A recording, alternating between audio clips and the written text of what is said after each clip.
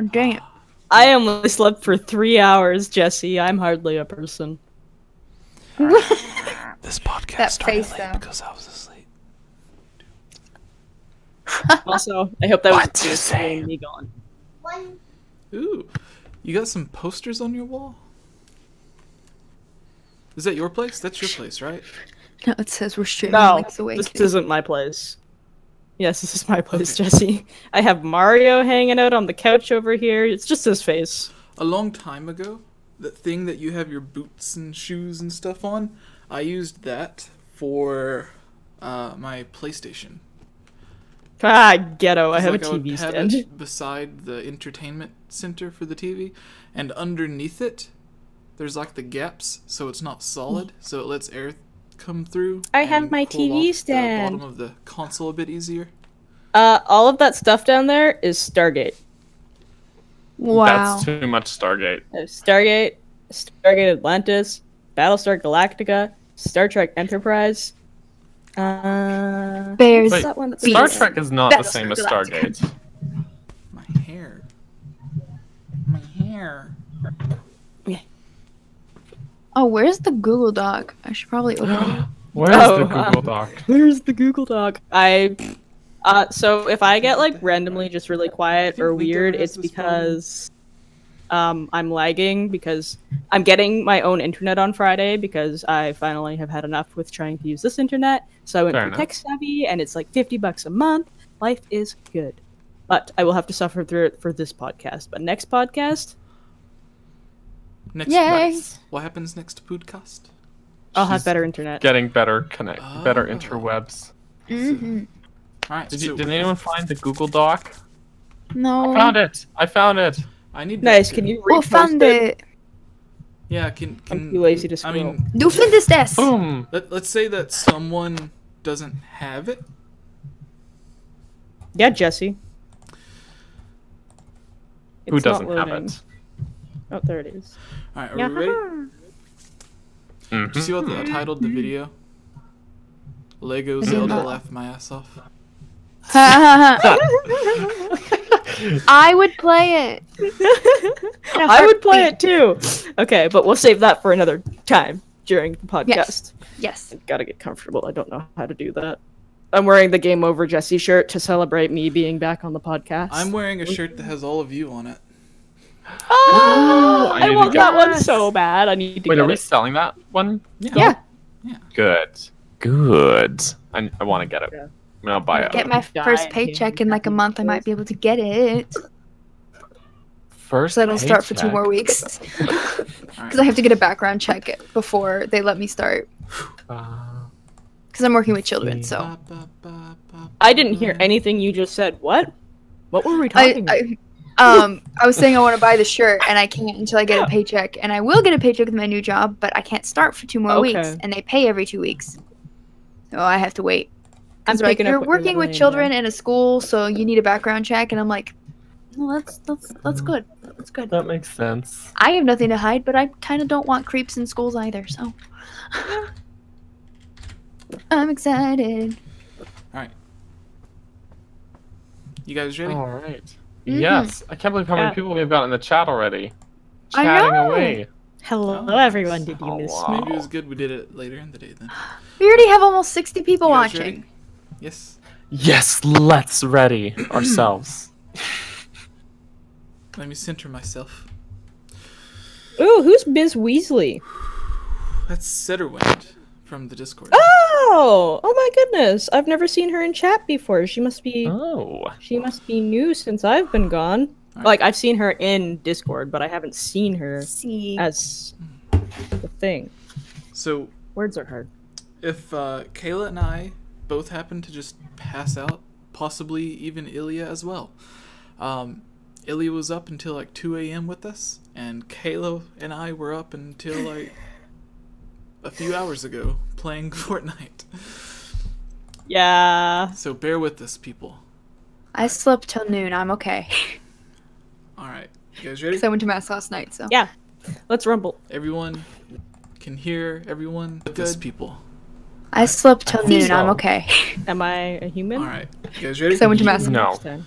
No. Humans are bad. You're not. What is so your favorite you can't Zelda be. game? Nintendo Master.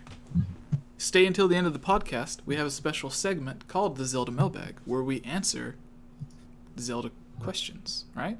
Yes. Hello, There's some Jay mods in Lincoln there. Heavy. 64 people watching. All right, we're gonna start, guys. So get ready. All right. Let's go. What's up, everybody? I am Jesse, or Game Over Jesse, as all of you may know me. Here with us on episode 51 of the Hylian Gamescast is Daniel, Hello. Ilya, Hey. and returning after a month of absence because of her evil job at Nintendo, Chiblima. Yeah. Yes. So today we're going to be talking about a few different things. There were some 99% possibly faked leaks, but a lot of the games in there are hilariously awful. So we're going to be talking about it, like Metroid horse racing, whatever that is. Which Nintendo did have a horse racing game they released for the 3DS that like you would have to pick a horse and tap stuff. It was weird. Jesse is sexy and he knows it. Thank you, DJ Danny. Thank you. You say that when we have exactly 69 people watching. I wonder Conspiracy. if that was intended. A conspiracy. Yes.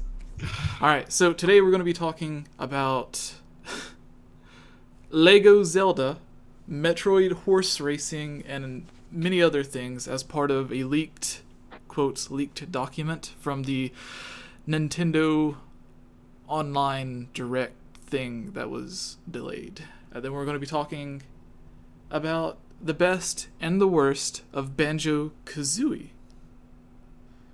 Yes, requested by Ilya. Then we're going to end answering all of your Zelda questions. So, starting us off, Daniel, would you like to Yes. let everyone know how they can have their question guaranteed to be answered? That's a good question, because we get so many questions sometimes. We just frankly can't get through them all, but your question will take priority if you're one of our lovely human patrons that support us on patreon.com. For example, these other people that already did that, like Jacob and Michael and Elmer and Bootleg Boy. Yes. And some of our longer time fans like Gus and Justin and that one pancake, the other pancake, the Key of Time 15, Monica, Casey, Link Use the Triforce, Megan, Lunarium, Robbie, Shadow to Us, Rusty, and Lovable Christy. Yes. Not the other Christy that is impossible to like.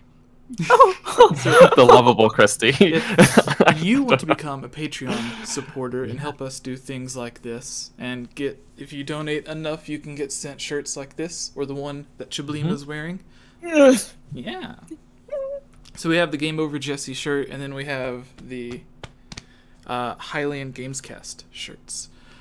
So you can go to the Patreon, you can help support us there for just $1. Some cool stuff happens. You get your shout outs, you get your question guaranteed to be answered, because we get so many questions we don't have time to answer them all, unless you just happen to be the voice actor for Rivali and the Great Deku Tree, because he just went through and answered everyone's questions. just- in like That 2 was minutes.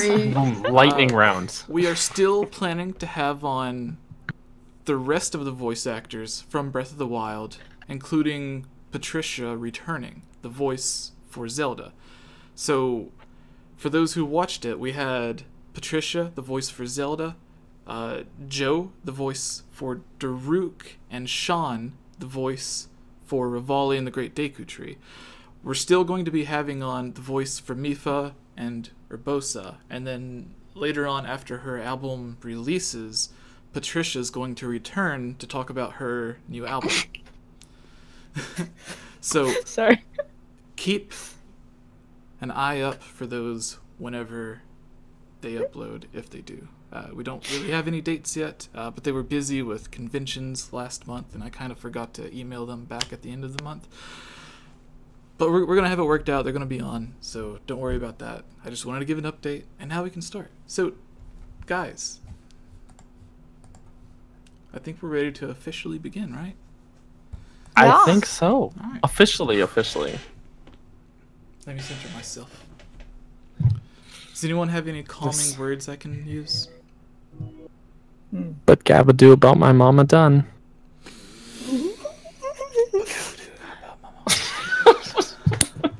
Alright. Inner peace, guys. Tranquility. Tranquility. Yes. Tranquilo.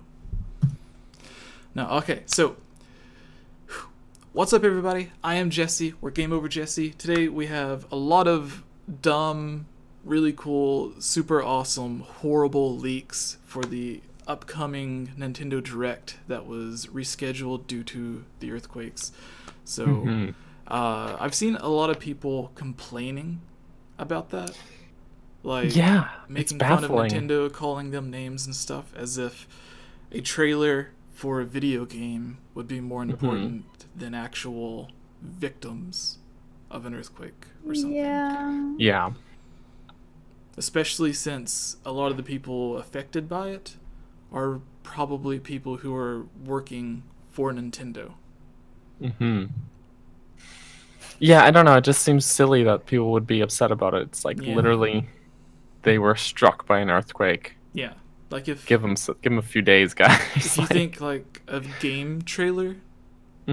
So the ironic thing here is if you are such a fan or whatever that you would get upset because of something like this, to where you don't get to see like an extra 30 seconds of a game that you already know is coming out. Like Smash Brothers, everyone's like, oh, we didn't get to see who the new characters were because we didn't get to see the trailer. The ironic part is I don't think Nintendo would want someone like that to be playing their games. Like, I don't think they would want like their product being played and represented by people like that. That value a game over people's lives. Because Nintendo had like one of their big things a couple of years ago was like the quality of life thing, where like they tried helping everyone improve their own lives with video games. Like, hey, why sit on the couch and play Mario when you can stand up and just dance? I don't know. Okay, sorry, that was long. All right, let's get started, people. All that good stuff. All right, so we have a big list of fake games here. One of them at the very end was changed because... So this list originally posted, and it was on 4chan or Reddit or something like that. Again, it is fake, but we like talking about stuff like this because some of the names and everything is just so crazy. It's interesting to talk about. So kind of go through and like talk about what we think could happen and what we think is just made up by an edgy 10-year-old. But this list 10 is too young to be edgy. Yeah. So when we go through this, don't think that any of these are real unless they end up being confirmed. Some of them are real, they're obvious, but the titles are not real. Like, we all know Metroid Prime 4 and Pikmin 4 is coming, but we don't know what it's actually called or anything. Well, maybe Pikmin 4. Yeah, so this I just keep praying. So this list was posted, and it had a different name for... I believe it had a different name for Yoshi's Crafted World, and then Nintendo themselves actually accidentally leaked Yoshi's Crafted World with like a screenshot or whatever. So the person that made this list, I believe it was deleted from the website, and then they reposted it and just updated the Yoshi thing to make it seem more believable. I think that's what happened, because I can't find the original post, but I found this, which was like someone copying and pasting what they said and saying like, hey, what do you think about this list? So it starts out with something that we all want and kind of seems plausible, because we all know Animal Crossing is coming eventually. Reggie Fils-Aimé, in an interview at E3, said the same thing that he said whenever he was asked about Metroid Prime 4 when Metroid Prime Federation Force was announced. He was in an interview and someone asked like, hey, what about Metroid Prime 4? And he was like, well, we're aware that Metroid Prime Federation Force isn't the game that fans want, but we are aware of the game that fans do want. And then a year or two later, they reveal, oh hey, we've been working on it, we just don't have anything to show yet. So it's a similar situation. He was asked about Animal Crossing for Switch. Reggie's like, hey, we know our fans are wanting it, but for now we have Animal Crossing on your cell phone. And that's introduced the series to a lot of people. So we're trying to figure out a way to carry that over with the new Animal Crossing and appeal to the old fans while appealing to all of the new fans coming out. But their fake title, or whatever, for Animal Crossing is Town Founder. Now, Kayla. Yes. Now, Chiblima. Sorry about that. No, so Chiblima, you have probably you had the most disappointed reaction from Nintendo's Direct when there was no Animal Crossing. We had an interesting... Well, I mean, Ilya's like crying right now, so I... Oh, yeah. Well, Ilya wasn't in LA with us. So okay, so you mean out of our... I wasn't able to look over on the couch beside me and be like, well, her dreams were just ruined. But you did get to watch me. From you. Yes. It was risen. Like a whole week of you going like, yeah, that has been my life since 2012, honestly, or 2013. But we did have that Animal God game on PlayStation VR that I showed you. That was like a weird chibi Animal Crossing with like the VR where you're playing basically God or a Ghost Giant. I think that was the name of it for PlayStation. It was very weird. But anyways, Animal Crossing Town Founder. Does that title make sense to you guys? Sure, we got Happy Home Designer. Yeah. I hope it's not along those lines, but... Well, if you remember, like a month or two ago, we were talking about the supposed leaks for Animal Crossing on Switch. And one of the things was that it was going to put more of an emphasis on being the mayor, which is something they started in which game? New Leaf. New Leaf. So does it make sense they would continue going in that direction with Town Founder? I think so. That would be cool. I think potentially because there's a really big like fan base for people that play Animal Crossing that really like being able to design their own town, and they even go as far as like gifting animals like certain sets of furniture just because they want them to have like the perfect house. Like people put like hundreds of hours into their town. So I think that Town Founder is like kind of a legit name. I just hope that if it happens, it gets reworked and maybe more snazzy sounding. Yeah, I was gonna say, I would want... The concept sounds right, but the name sounds like it needs to be more Animal Crossing. Yeah, and as like a new player to Animal Crossing, I can't imagine like Animal Crossing Town Founder. That sounds like a great game, guys. Mm-hmm. Whereas when you have names like Wild World and City Folk, like it's like, oh, okay. Yeah. Oh. Would you rather it be Happy Home Designer 2? No. No. I finished Happy Home Designer. You're not supposed to be able to finish an Animal Crossing game. Jeez. Valid point. Very, very valid point. I had fun with it. Happy Home Designer, and I was disappointed throughout all of it, but... Yeah. The interesting thing for me... And this is just my fault. It has nothing to do with the actual game. But there was a movie about like the making or whatever, a documentary about the person who made McDonald's famous or whatever, and it was called The Founder. So like it has Batman in it. The guy that played Batman, 89. And then so he played like the guy that helped McDonald's get famous, and it was called The Founder. So when I think of Animal Crossing Town Founder, it's just like an Animal Crossing version of that movie. I don't know. That sounds terrible. I don't know how my brain works. All right, moving on to the next one, which Ice Climbers Party, Break the Ice. To me, wow, kind of makes sense because it seems like the perfect game where you can play on one Joy-Con and hand your friend the other Joy-Con, because there's two people on the screen, there's two Joy-Cons, there's a pencil. Oh, you got your Nana and Popo. Sure, but why party? Why icebreaker? Sure, maybe. But I just what It is sounds like happening a in really this game? uncomfortable Ice Climbers dating simulation, and I don't know how I feel about that. Ice climbers dating. Like speed dating, like speed dating. You know? That's not bad at all. No, it just like where do you, okay, like the party part of it makes me think like maybe something along like in the vein of Mario Party, but then the Icebreaker makes me think of like those you know, the game that has like the little paddle at the bottom. I think it's called like Breaker or something like that. You know what? Does anyone know what I'm talking about? I was gonna call it Pong, but I know exactly It's which not game Pong. you're You know, talking about. you have the one paddle at the Yeah. bottom, and you have to bounce the ball to break all the It's definitely blocks. like brick something. Something like Maybe it's that. just Yeah. brick. And but like Ice Climber themed, and it just sounds like it's not true to what Ice Climbers were at all, and Yeah, no. it just sounds like a mess of like something someone just pulled out of their arse. Like what sounds like a game title, maybe. You know, I Ice don't climbers. Break the ice. break the yes, What else do Ice Perfect. Climbers do? yeah. So I don't even know.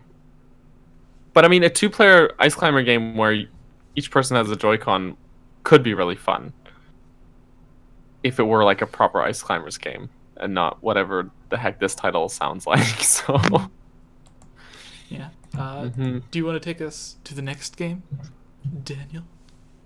Oh, gosh. Daniel? Yeah, let me open it back up. For some reason, I had it minimized.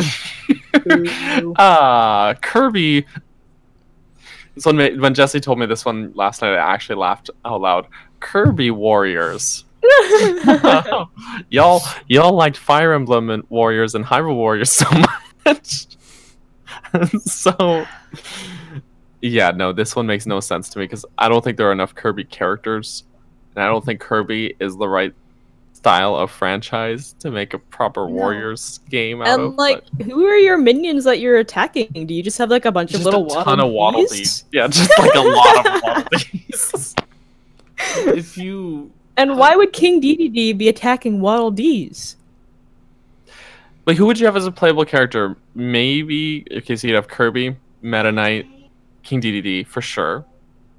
Maybe the bandana Waddle Dee that for some reason people think is going to be in Smash, but just like the worst character imaginable. And, like, who else is there? The animal buddies from the original games. I just can't picture Kirby. Like, these Kirby characters are so cute and lovable. I just can't picture them beating up swarms of each other. Right? They Yeah. kiss to Yeah. share health. Why are they gonna fight? What if they eat and then they accidentally start kissing all the people they're fighting? I'm sorry, I was just playing Kirby Star Allies, so I'm... Oh, it's a good game. yeah, no, it makes me imagine because those games are a little bit more realistic looking. Not gameplay wise, just the visually speaking, they're more realistic than the actual games, which is why a lot of people are using them from Hyrule Warriors for the character models for their Unreal Engine product. So seeing like a slightly more realistic version of Kirby running around sucking up everyone, I don't see how that game could work. Like, it would just look weird. I would say that they would go with Mario as their third. Maybe we were reading into this word like warriors too much, but like after Hyrule Warriors and Fire Emblem, it's just like... Right. Yeah. I don't like the idea of Kirby looking realistic either. Yeah. Oh, No, Like, but like, I feel like it would come out really creepy. please don't It show would me be another really picture creepy. of Kirby without shoes on. no, don't want to see that.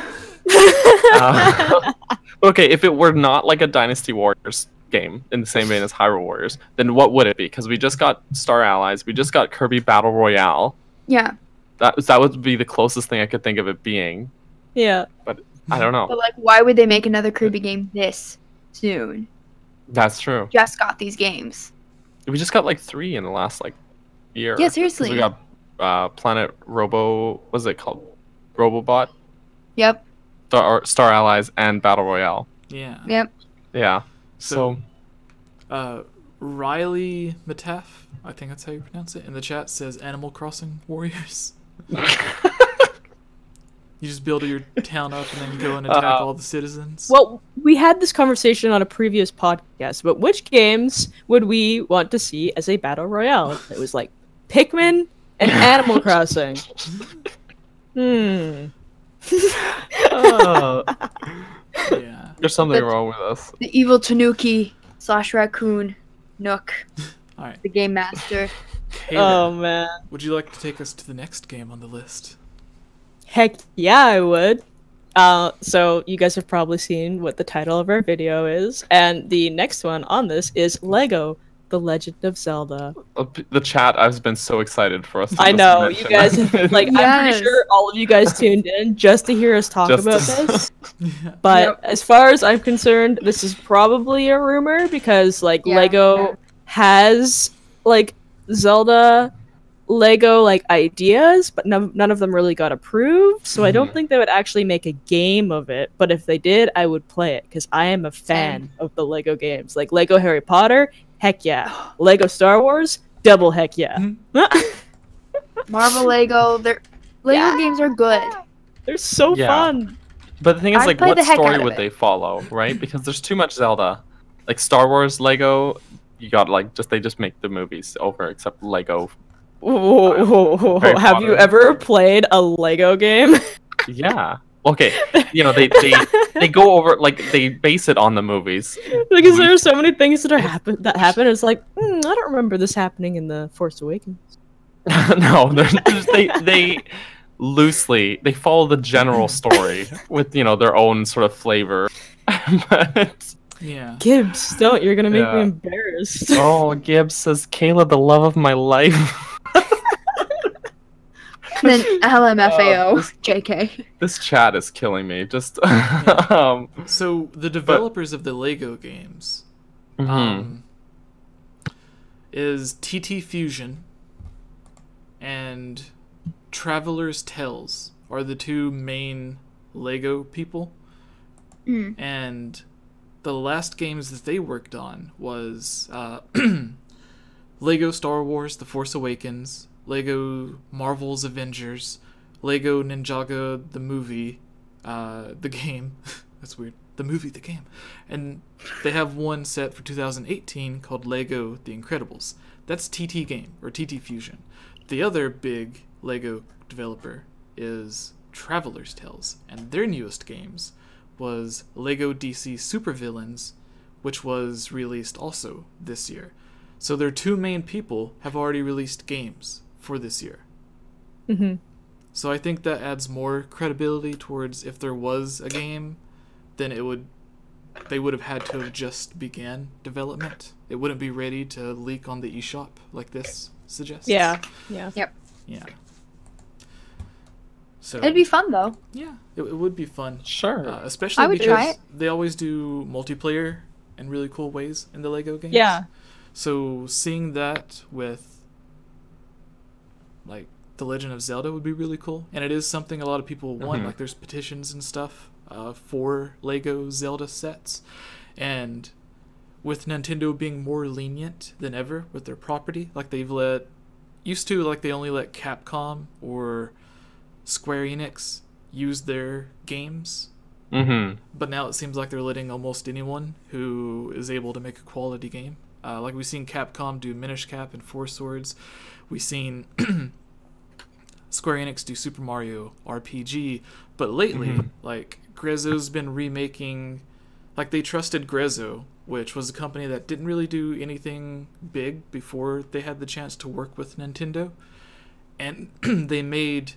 Like, Nintendo gave them permission to work on one of their highest rated games of all time and remake it. Nintendo wouldn't just trust a brand new third-party studio to do that, like, 10 years ago. But now they did. And then they trusted Tantalus, which was another company that never really worked with Nintendo. They made Twilight Princess HD. Ubisoft, who they rejected an idea from a long time ago about making a different Mario Rabbids crossover. Now they actually let them do it. So there's all these third parties they're working with, like the Hyrule Warriors games, and then I almost said Fortnite Warriors, Hyrule Warriors, and then Fire Emblem Warriors. So they've been more trustworthy than ever with third party people. And then even in terms of movies, they're letting Mario appear in Wreck-It Ralph 2 and they let Bowser appear in the first one. And they have the actual Mario movie starting, and around the time that there was the rumors of the Mario animated movie beginning, there was also rumors of that Zelda TV show. But that's a different topic. The point is, like, they're more lenient than ever with their games, so I could see them doing a Lego Zelda game, but I could see them doing it in a similar way to what they did with Hyrule Warriors, to where I think they announced that they were working on Zelda Wii U. They showed off screenshots of Wind Waker HD, and then they were like, for the time being, here's Hyrule Warriors. So what I think they would do if they were to do Lego The Legend of Zelda is they would announce whatever the new top-down 2D, 2.5D Zelda game is, like whatever the successor to A Link Between Worlds or Triforce Heroes is. They would announce that, and then they would say something about, in the meantime, just like, here's Hyrule Warriors, here's Lego The Legend of Zelda. That way it wouldn't be 100% negativity from the fan base being like, why are we getting this spin-off side game that doesn't matter when you could have given us an actual Zelda game, which is what they did with like Metroid Prime Federation Force or Triforce Heroes, and that was more like a traditional Zelda game than Lego Zelda would be. So, like, you know, if Triforce Heroes got negativity, then Lego The Legend of Zelda, although it would be really fun, and Nintendo could give it to a third party to work on so it doesn't take time away from Nintendo working on their Zelda game, I think there would just be a lot of unnecessary negativity about it from people who don't understand that Nintendo can work on more than one Zelda game at a time. Yep. Like they historically have. Yeah. Often. When Breath of the Wild was in development, yeah. they had like 5 or 6 different Zelda games being worked on at once, which is insane. Like 5 different Zelda games. You had Majora's Mask 3D, Twilight Princess HD, Hyrule Warriors Legends, Zelda Wii U, Wind Waker HD, and what a good time to be a Zelda fan. What was the other one? She's like one Triforce thing after Heroes. another. Yeah. So they had all those games like being worked on at the same time. Anyways, that's my thing. Just saying, guys, if a miracle happens and it does end up being a real thing, don't be mad because it's not Nintendo really working on it. It'll be third party, kind of like how they got Grezzo to do the remake. They got Tantalus to do the remake. Yeah. So, all right. In the chat, Bun Bun Drawings mentioned Lego Mario, and I think honestly that seems so much more likely than Lego Zelda. To be honest, I just feel like Mario's more flexible character, and Mario fans just want anything Mario. Yeah. They're not going to be like, this isn't the Mario game I wanted. You know, so and you can do so much with it. It's like you could follow like literally any of the games. Where like a Zelda Lego game, it's like you go into the Great Deku Tree with a couple of other strange companions that probably don't belong there. Yeah, like what if you had Navi? Having Navi and it's just like one little square block is Navi. But she's like a playable character, and you have to use her to like move around and do different puzzles within the Deku Tree. Tingle better be playable though. Tingle has to be playable. Commented that. They were like, it has to be Tingle, and I'm like, that would be hilarious. So if they did have this Lego The Legend of Zelda, really quick, I want to say that I think if Nintendo did change the aesthetic, and I've told you guys this previously because we talked about it last night when I was playing Fortnite and stuff, but if Nintendo did change the aesthetic of Zelda, I think they would change it to something that they would own, like Paper Zelda, similar to like Paper Mario, and then they had like Yarn Yoshi and Yarn Kirby. So like if they were to make a kid-friendly, playful Zelda side game, I think they would go with something of their own aesthetic. And then Mario would be the testing ground for if Mario or Lego Mario is successful, then we can think about doing something else with Mario. So that's just my idea. Kind of like how they only had the idea to do Hyrule Warriors, but because it was so successful, they not only released it on the 3DS and added DLC to it, but they also did Fire Emblem Warriors based off of the success. So I think they would do the same, where they would have Mario be the testing ground because Mario always sells well, and then they would go to Zelda. But it would probably be the first amazingly good multiplayer Zelda game. Bun Drawings in the chat says multiplayer Zelda in quotes.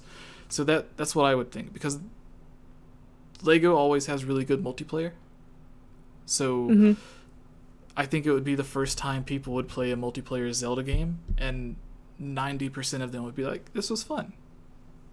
Like, when you play Triforce Heroes, it's like, it's fun if you're playing with someone else that you know. And especially with Lego games, like, you don't take them too seriously because it's a Lego game. Yeah. Anything can happen in a Lego game. Yeah. Oh my gosh, guys, if it happened, please don't think it's gonna be canon. That would be hilarious. Could you imagine a canon event happening in a Lego Zelda game? No. Drive us nuts. Boise in the chat says, isn't Hyrule Warriors the first multiplayer Zelda game?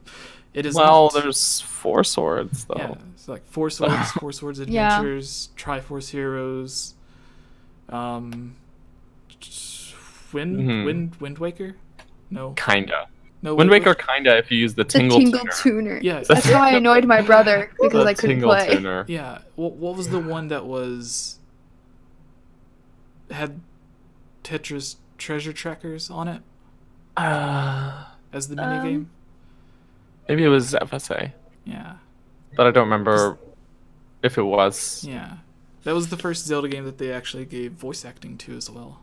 Because you would type in your name, and Zelda or Tetra, same person, would say your name. So they had an actual voice actor, but it was only like Japanese names, so it doesn't count for us.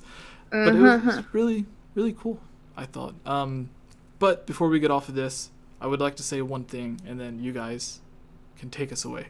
So, with the Lego Zelda, it does make sense in the sense. It makes sense in the sense. That doesn't sound right. It makes sense because there was the interview with Aonuma and Miyamoto where they were asked about the next 2D Zelda game. They confirmed that they were working on a new 2D Zelda game, but the only thing they really said is that they wanted to evolve what people thought of when they think of 2D Zelda, which I felt they had already done, because 2D Zelda games now are really 3D Zelda games from a top-down angle. Because A Link Between Worlds, Triforce Heroes, Phantom Hourglass, Spirit Tracks aren't 2D sprites. They are full 3D character models, and especially in A Link Between Worlds, where they have cutscenes where the camera pans down, moves around, you can see they're fully 3D characters like Twilight Princess and Breath of the Wild. It's just the camera angle's fixed, pointing down, so it looks 2D-ish, but it isn't necessarily 2D. So in that sense, it's already an evolved version of 2D. But going to you guys, what do you think the chances of this happening, not now, but like within the next 5 years would be? And what game do you think it would be based off of, or would it be its own story? Because I imagine, because this would be a way for them to market and sell toys, because of all of the Lego sets, I think they would do an adaptation of Ocarina of Time, where it would be loosely based off of it. That way they could sell an adult Link set and a child Link set. I imagine if they did this, and I don't foresee it happening, I would play it if it did. But I imagine it would just be kind of like Hyrule Warriors, where it's just a bunch of favorites from all across Zelda. So you could have your Breath of the Wild Link, and you can have your Twilight Princess Zelda, and I imagine it would just be a collectathon. Not a collectathon as in the gaming genre, but like, we'll get to the just have some of the favorites, because it's like Kayla said, like, you don't take Lego too seriously. It's meant to just kind of be like, if you had a set of Legos that are the Avengers and you're 10 years old, what are you going to do with them? You're not going to pull from canon games or whatever. You're going to just do random stuff, and that's basically what Lego games are. So I imagine it would just be like all the favorites from across the series. Yeah, I'm inclined to agree. Kind of just in the same way as Hyrule Warriors, where you've got just like some famous areas and landmarks that are memorable. So you've got like the Bridge of Eldin from Twilight Princess and Death Mountain from Ocarina of Time, and all these different little scenes, Skyloft, and just this eclectic mishmash of just all these different elements, and yeah, really, as far as marketability goes, that's how you win them because you got all these bits from everywhere coming together. Nice. All right, what about you, Kayla? Before we move on? I'm very much on the same page. Like, I feel like it would be a very big mixture of everything because that is the way that you get the most out of everything for everyone. If you just did Ocarina of Time, I feel like it would be a very, very short game. Yeah. All right. Whose turn is it to take the next one? Hylian! Okay. Yes, that one was very long. I might separate the Lego Zelda thing and upload it as its Well, own I mean, video. we do talk mostly about Zelda, so it makes sense for us to go into depth about it. It's fair. What's our next game, Ilya? Luigi's Mansion Pop. Oh. What is that? Take that for what you will. Who knows? Instead of vacuuming the ghosts, you pop them like you balloons. pop them. Like he has a big balloons. sewing needle, Oh, yeah. like just a giant sewing needle, and he just. Well, I was thinking how you can, like, in Luigi's Mansion, how there's, like, the option to, like, blow stuff out of the vacuum cleaner, but instead you just blow air, so you just kind of... So, or he's got one of those, like, big cartoony air pumps, and he's like... until they just... There was a meme that I saw where it was Kirby inside of the vacuum. So, like, when he's sucking in the I know which one ghosts. that is, yeah. Yeah, and it's just Kirby Just being Kirby like, doing all the work. Yeah. Fun fact, I actually mentioned this in the chat earlier to everyone privately, but I went to a local arcade, and they have a Luigi's Mansion arcade game. Did you play it? I didn't. I'm reserving, like, a separate day to go to the arcade, just because I didn't really have the time for it, so I will get back to you, because it's a new thing at that arcade, and nobody else thinks it's as cool as I do. Do they have... But you have a physical, like, vacuum cleaner, and you hold it, and you're supposed to point it at the screen. My god. Where is this arcade? Metrotown. In Metrotown? Yeah. Oh, is it that? Oh, okay. Yeah, I think it's like CRS beside Sakurai Media. Yeah. Now I know the one. It's But the it's- Luigi's Mansion where you have to, like, hold the giant thing as a controller? Yeah, That's amazing. you just get this giant vacuum. It's literally been like 10 years since I've been to that arcade, but I might go again just for this. Kayla froze. Kayla. She's in a happy position though. She froze. Alright. She froze going out the way she She's lived. froze because I'm sure there's a lot of people that are confused. Someone just like message her while I talk, but to let her know that she froze. But for people that are confused by this, Luigi's Mansion 3 being in arcades, Nintendo has a deal with I think Capcom and Konami, some other things where, like, because like Pac-Man appeared in one of the Mario Kart arcade games, so they have a deal with another developer where they make these third-party arcade cabinets, and one of them is actually Mario Kart VR, where you can put on a big VR helmet and you sit down in a cart, like you can like look around while you're playing Mario Kart, and like you can reach up and tap the mystery blocks when you pass them, which is really interesting. So, what is... She's fully vanished now. Well, she commented She in the wrote chat in the saying chat, she said difficulties. technical difficulty while I make vacuum motion. Yeah. So, take us to our next one. I really want the Lego Zelda now. Yeah, but take us to our next one, Mr. D-Man. Sure. Okay. This one seems like, so far, of everything we've talked about, the most plausible one. And that is Mario Kart 8. There's a loud noise. Mario Kart 8 Deluxe DLC Pack number 1. She's back! Okay, I'm back. My internet, like, legitimately just, like... Alright, your headset... Sound like like a you're hoedown inside position. a tin can. Your microphone... What about it? Your microphone setting sounds off, like it's using a different microphone. Tap your microphone. Yeah, it's change it so it's using your headset. So at that arcade, did they have other Nintendo cabinets like the Mario Kart or the Mario Kart VR? Sorry, 1 second. I'm trying to... All right. Well, while she does that, take us to the next one, Daniel. Oh yeah. So Mario Kart 8 Deluxe DLC pack number 1 is what is the next one on here. So that seems to me to be the most likely of everything we've gone through so far. And that goes with the question I had for Kayla too. What do you know? Now Jesse's been saying that, or Jesse's brought up to me like, oh, people are saying that Mario Kart 8 Deluxe, Nintendo wouldn't do that, make DLC for something. To which he's mentioned they have done that before. So for anyone that's like, no, the deluxe version's already complete with all the DLC. That's it. It's done. Pokken Tournament. That's exactly what they did with Pokken Tournament, though. And people love Mario Kart. So like giving them more reason to keep playing it and to buy, like to spend more on it. Like other games that have had DLC, I've always been like, should I get it? Mario Kart 8 DLC, I was like, no hesitation, just got it, just cuz.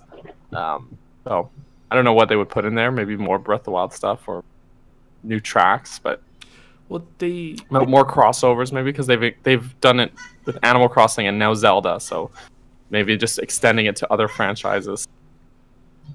Yeah, that's what I could see them doing, is just add in, like, they could bring in more types of multiplayer combat mode or battle mode, but then they could also, it would be really cool if they did the same thing they did with Smash Brothers, where they had a list and like, who would you like to see as DLC character in Smash Brothers, and then let all of the fans choose. That way, all of, like, putting up a thing and letting fans vote for which levels or which characters to add to Mario Kart. I think that would be really cool, and it would be a way for Nintendo to show that the fans have an impact on the games themselves.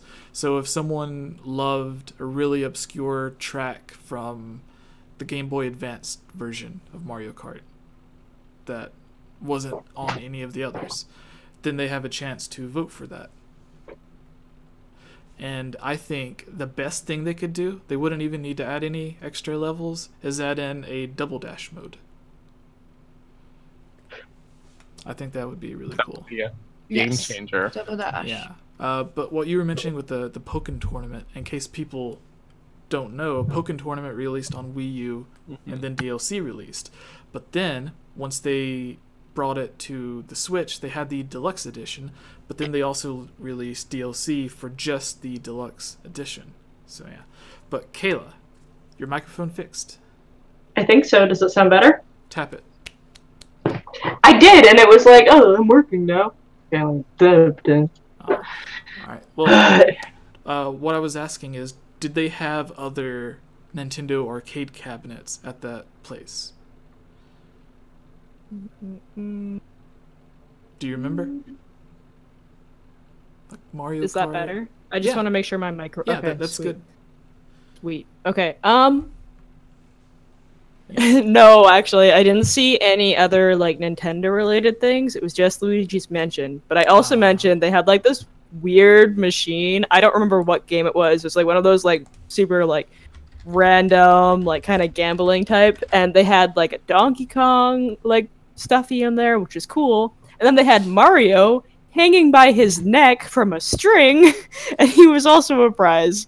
Yeah. It's a very morbid experience. Rest in peace, Mario. Fun fact, Luigi's Mansion Arcade is what it's called. I always call it Luigi's Mansion 3, but it's not. Yeah, so it is new for America. It came out in Japan summer of 2015, but it says spring 2017. Yeah, I was gonna say it's brand new to this arcade because I went up to it and there's like this big poster on the wall. It's like Luigi's Mansion, and I was like, "Whoa, awesome!" And then I had to walk around 3 times because I apparently kept walking by it. It's single player and multiplayer, so it's 2-player, right? It has 2 of the vacuums.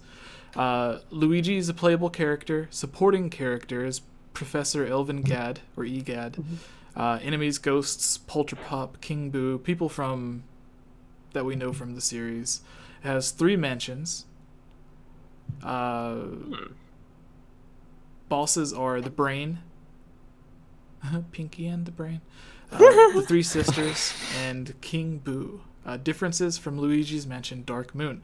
The Brain, I'm reading this because I'm really fascinated with this because I love Luigi's Mansion. So having like a pseudo Luigi's Mansion 3 gets me excited. But it says, I'll tell you more about it when I actually play it. yes, record a video of you playing it.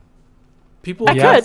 People apparently Yeah. like that. That video of Daniel half Failing at Spider-Man. yeah, like halfway playing Spider-Man and talking to me has like 20,000 views.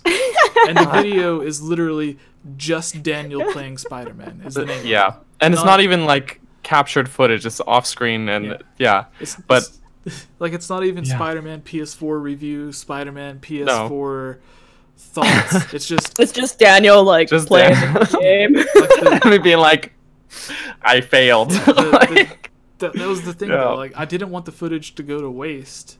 Yeah. I didn't really think anyone would be interested in it. So I was just like, okay, I'll just call it just Daniel playing Spider-Man. Literally Yeah. the title. Just Daniel playing Spider-Man. It 20,000 was fun views. though. But Good it says the brain appears in the library in place of the 3 poltergeists in the original game. Also, the brain originally appeared only in scare scraper mode.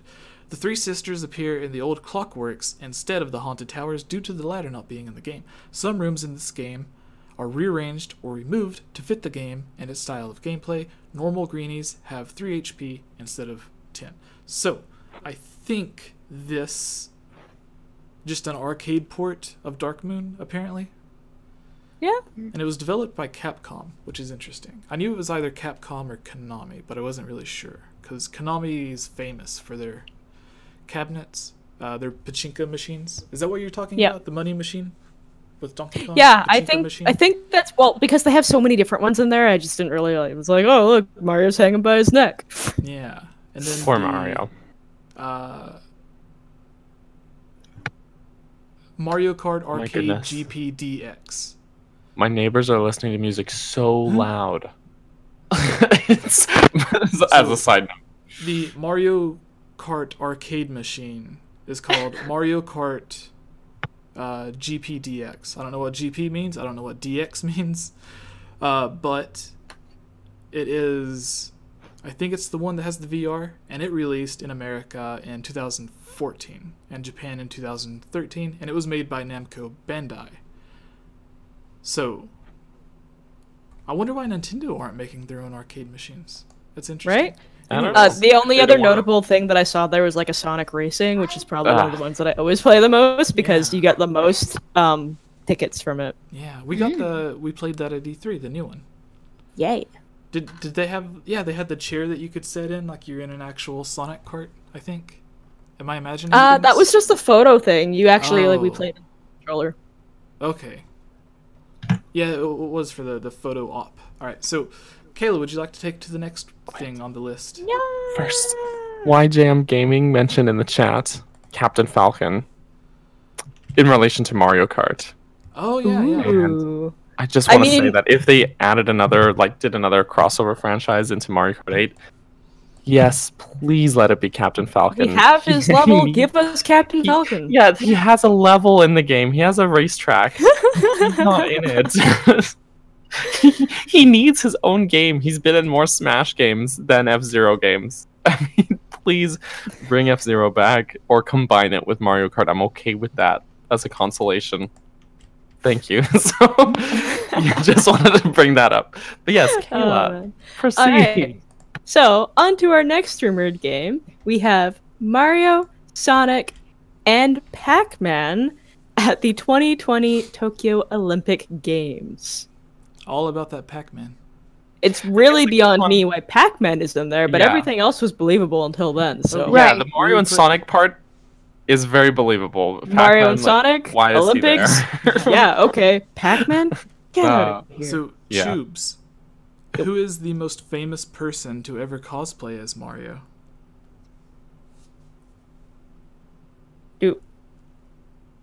Do I know this? Yeah, we talked about it. The I guy who know. voices him. Yeah, Charles. Just, are you talking about the Wicked CEO? Mario cosplayer. Or Yeah. So Daniel and I were talking yesterday, and I was trying to say, like, at the last Olympics, the president of Japan cosplayed as Mario to promote Yeah. it, but I said the president CEO of Japan because I was thinking president CEO As of if Japan's Nintendo. a company. Yeah, so like in my head, I was like, Japan being a company. I was an idiot. Japan's not a country; it's a company. Yes, the corporation of Japan. No, so yeah, like he cosplayed as Mario to promote the next Olympics being in Japan. So, and then Mario and Sonic's always had their thing at the Olympics, but the point that I made is you could be a Sonic fan and you could skip the game if it was just Mario at the 2020 Olympics. You could be like, well, I'm not a fan of Mario, but if Sonic's in there, that would be enough to drive you to buy it, and vice versa. If you're a Mario fan but not a Sega fan, then having Mario in it would be enough to get you to buy it. But no one is walking into a store not purchasing Mario and Sonic at the Olympics, but would purchase Mario, Sonic, and Pac-Man at the Olympics. Yeah, like no one's like looking at the game being like, If why only not it had Pac-Man? If only it I had mean, Pac-Man. Pac-Man at the Olympics. Why isn't Pac-Man in there? And this is such a Exactly. strange concept to me because I haven't played a Pac-Man game since I think there was one that came out on Gamecube, but it was like really weird and it was like almost like there were different levels that you did as Pac-Man. Like it wasn't a traditional Pac-Man Pac-Land? game. Is that what you're thinking of? There is a game, Pac-Land. There's a Smash stage as well. That's the only reason I know this game exists. I did a But- I played a Super Nintendo game where you played as Pac-Man, and he had like arms and legs, and he would move from like the left to right of the screen. There was one level with a kite. It was the most horrible game, but you would attack by I think this might be shooting Pac-Land. pellets with a slingshot at people. It was that's weird. Pac-Man World. Oh, Wow. okay. Yeah, so But- that was the last Pac-Man game I was ever like, yeah, I would play that. And I need to revisit that game because when I was younger, I remember really liking it. But okay, but back to Mario, Sonic, Pac-Man thing. Like, I feel like the entire appeal between, or for the game, the Mario and Sonic at the Olympic Games already that exists, the entire appeal is that it's Mario versus Sonic. It's because Yeah. there's the whole rivalry thing. Pac-Man does not fit into that equation at all. He is not part of that rivalry appeal. Like, it doesn't mesh at all. Like, it makes no sense to me that this would be a thing. No, 0 out of 10. Would not. Very, very strange. would not recommend. Yes, would not recommend. Yeah. Yeah. Ilya, would you like to go to the next one? Yes. Oh my gosh, there's so many on here. Okay. Metroid Equestrian Races. Yes, this was the Metroid horse racing one. Yeah. Because we can picture Samus in her suit on a horse. She would kill the horse. She'd be too heavy. Or I'm imagining the little bots like hurting a horse, and that makes me sad. Oh, yeah, no, just what? Yeah. So Mm-mm. Daniel, It's certainly out there. you're the resident Super Metroid fan. So to me, it's either this is a weird horse racing Metroid spin-off, or they are being very playful with their use of equestrian, and it's actually a weird alien race in the Metroid franchise. Like weird horse aliens? I don't know. Like BoJack Horseman? Like, like versus Samus? I don't know. It just... Okay, well, I mean, I don't... What? Like, it strikes me as, like, kind of a weird spin-off game because they also have... Because of what the next entry in this list is, and that this is not Metroid Prime 4, this is Metroid Equestrian Races, and it just doesn't... It's like, what? So it would strike me as like a spin-off game, and usually weird themed things like that are spin-off titles, but I don't even know. It doesn't make any sense to me. Like, I read this and it's like, what? Like, To me- I don't Were know. you drunk when you came up with this? Yeah, that's what it sounds like. Yeah. I don't know. It makes me think of like someone got really excited about the idea of that leaked or supposedly leaked Metroid Grand Prix, or not Metroid, Star Fox Racing game, and they were like, well, let's do Metroid racing, but with horses.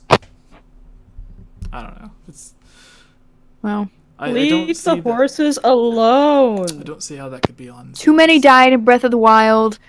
We don't need this. I don't know Why what did you're talking they about, die? Elliot. What did None you do died to in them? Breath of the Wild when I played it. I was gonna say, I'm Oh, I pretty sure. would not allow that. Except one on accident. But it wasn't my horse, it was a wild horse. I made good friends with a bear and then I killed it after and I felt really bad. Aw. But I took his meat and ate it. Alright, Daniel, what's the next one?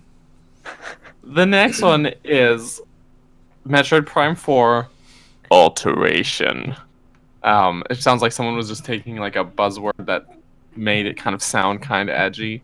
Can we change it to alterations so we just see Samus, like, you know, doing alterations to her suit? Yeah, she's just doing regular Daily life of maintenance. Samus. Yeah. It's all motion based, motion controls. Like you got to twist the thing for the screwdriver. Righty tighty, lefty loosey. Make it that easy rumble. Alright, let's try to get through Oh. the rest of these kind of quickly, Sure. so we can move on Okay. to the next thing. So weird. Yeah, there's just too many. There's too funny.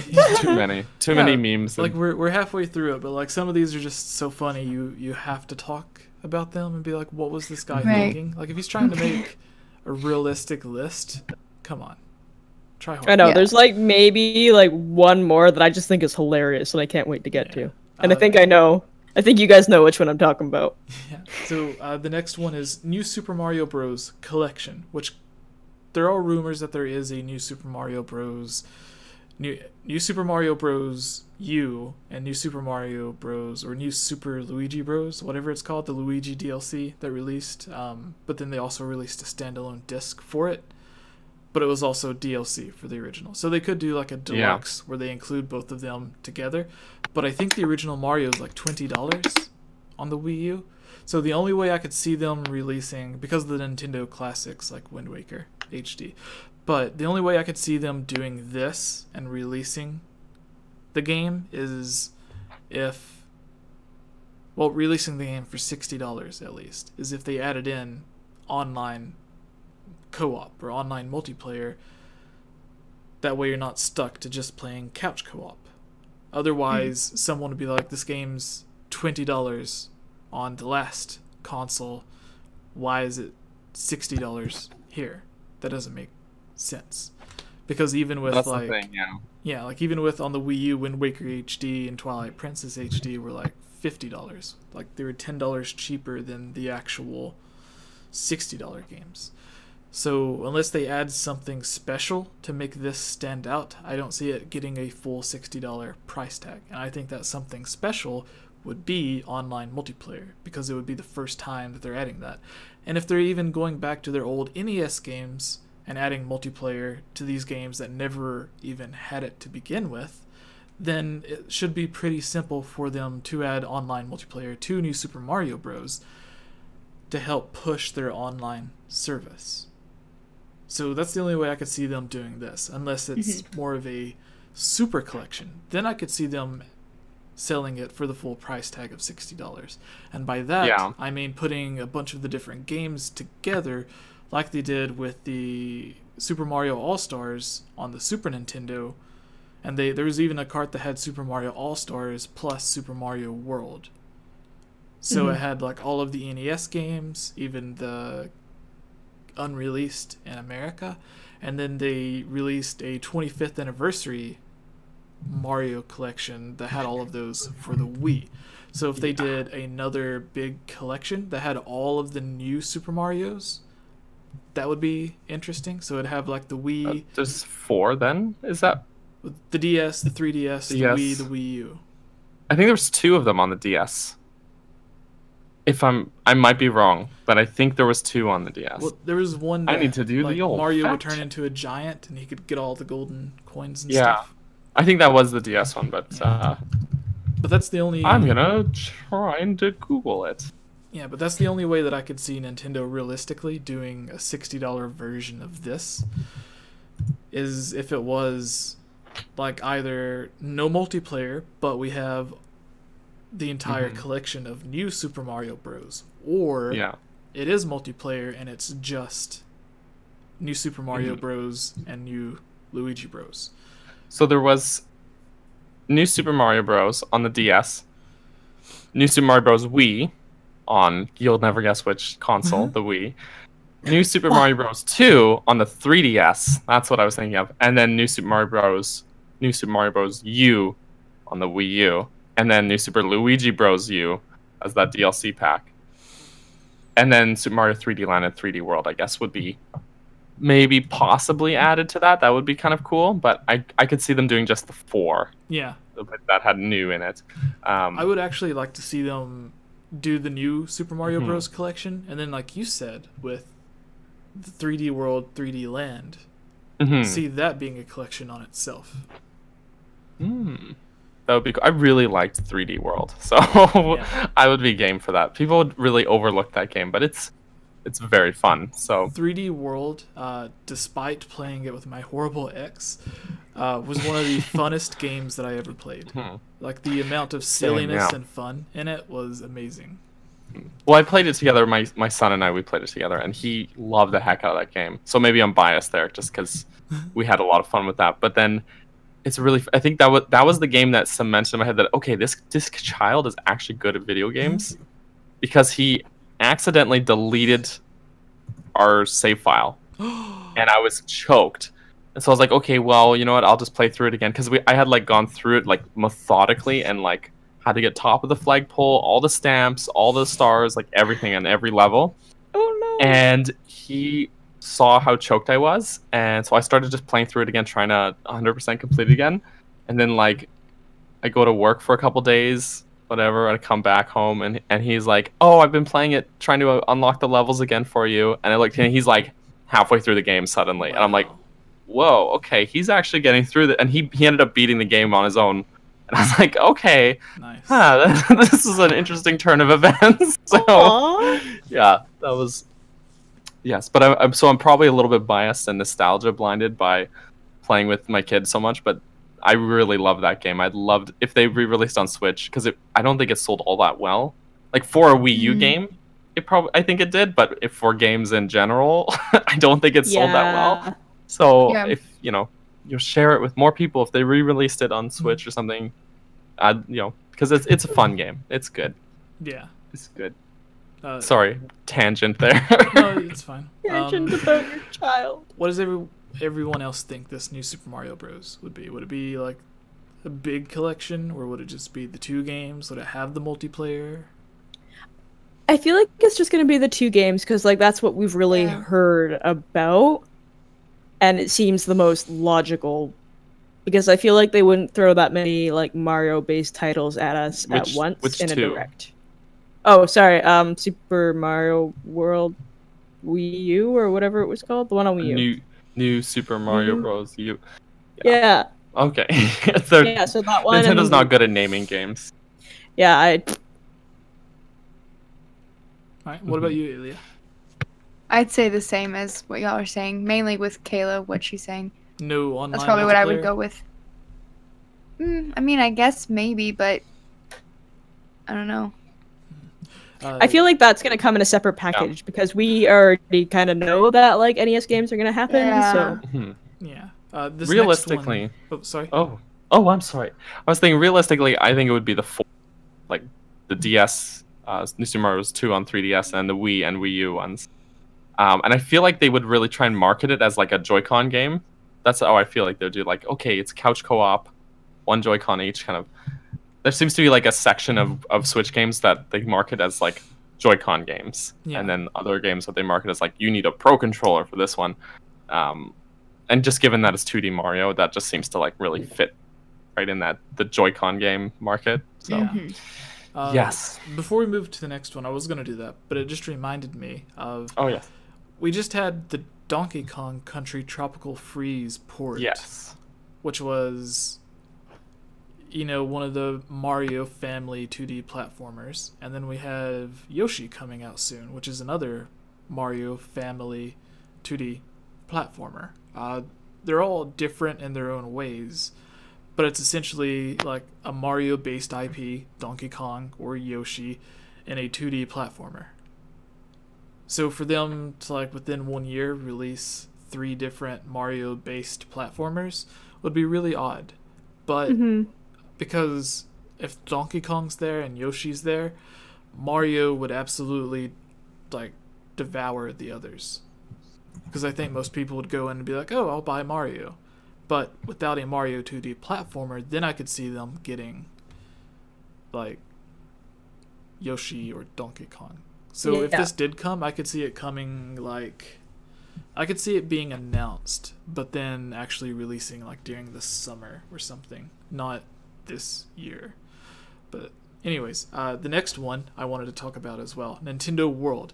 I'll try to be a little bit quicker. The Mario thing was more of a collection, so we kind of went on a tangent with that right after I said we need to get through the rest of it. Right after you said that. So, Nintendo World, for those who don't know, the Wii U launched with one of my favorite games on the Wii U, which was Nintendo Land. It was a really good couch co-op party game.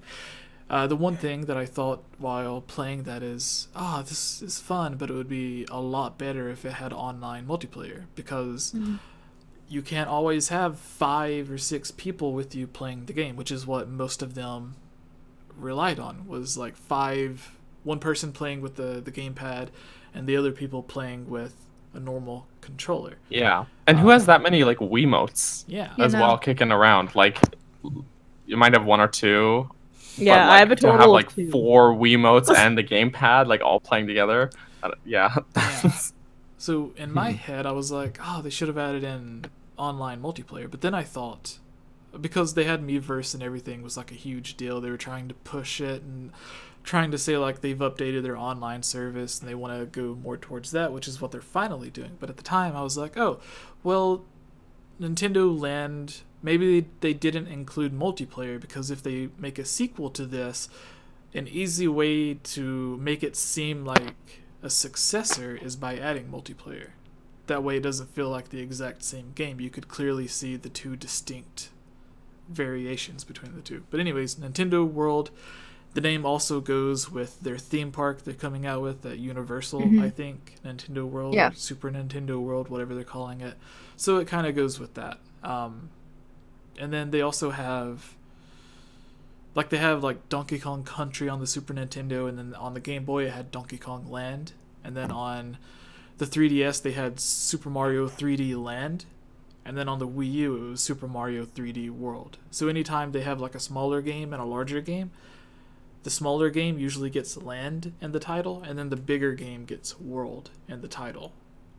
And with going from Nintendo Land to Nintendo World also kind of makes sense with the pattern that Nintendo's used for their names. But what about you guys? What are your thoughts on Nintendo World? Nice. I would. I didn't responding play to the chat, but the other one that you're excited about, so I'm like, I played Maybe. Nintendo Land a bit, but maybe if I have money, Yeah. and maybe if other people are like, hey, this is a cool thing, you should get it. You would get it for Yes, free. if I had gotten it when it wasn't late, then I probably would have played it more. Because like when I got my Wii U, I like specifically got it. My friend bought it for me and got me Smash and Mario Kart. And so, which a great friend, by the way. I was gonna say your friend like, bought you a Wii U. a Wii. Yeah, he bought me a Wii U Wow. with 4 Pro controllers, Smash, and Mario Kart. As though it was my wedding gift from him. Oh, okay. So he was my best man for a reason. So I was gonna say, And, like, did you hide a body in the woods for him? Like, I would if he asked me to, but yeah. So, but anyways, it also came with, unbeknownst to him, Super Mario 3D World and Nintendo Land installed on it, and so basically got 4 games and the console from him. And if I had just got a Wii U and like all I had was maybe Mario and Nintendo, I would have played Nintendo way more. But because I also had all these other games, like it was very much ignored. Like I was like, okay, am I gonna play Nintendo Land or am I gonna play Smash? Like, let's be real. But when I did play of it, it was very fun. Just not something that, like, especially the Zelda one, Battle Quest was like really fun actually, but very hard if you're playing by yourself. Definitely meant to be co-op. But I don't have 4 Wiimotes like all these people in the chat that got mad at me. So. Yeah, y'all crazy. Like, I probably upset had them. 4 at one I'm point, sorry, but- guys. Like, who has 4 Wiimotes? Like, I have 4 Wiimotes. like, I'm sorry. So, Yeah. Sorry. No, Tangent. That's really cool though. Like you went from like not having anything to having everything. Chiblima, would you like to take the next one? The next one is Overwatch, which sounds believable after Nintendo's recent partnership and us getting Diablo. So.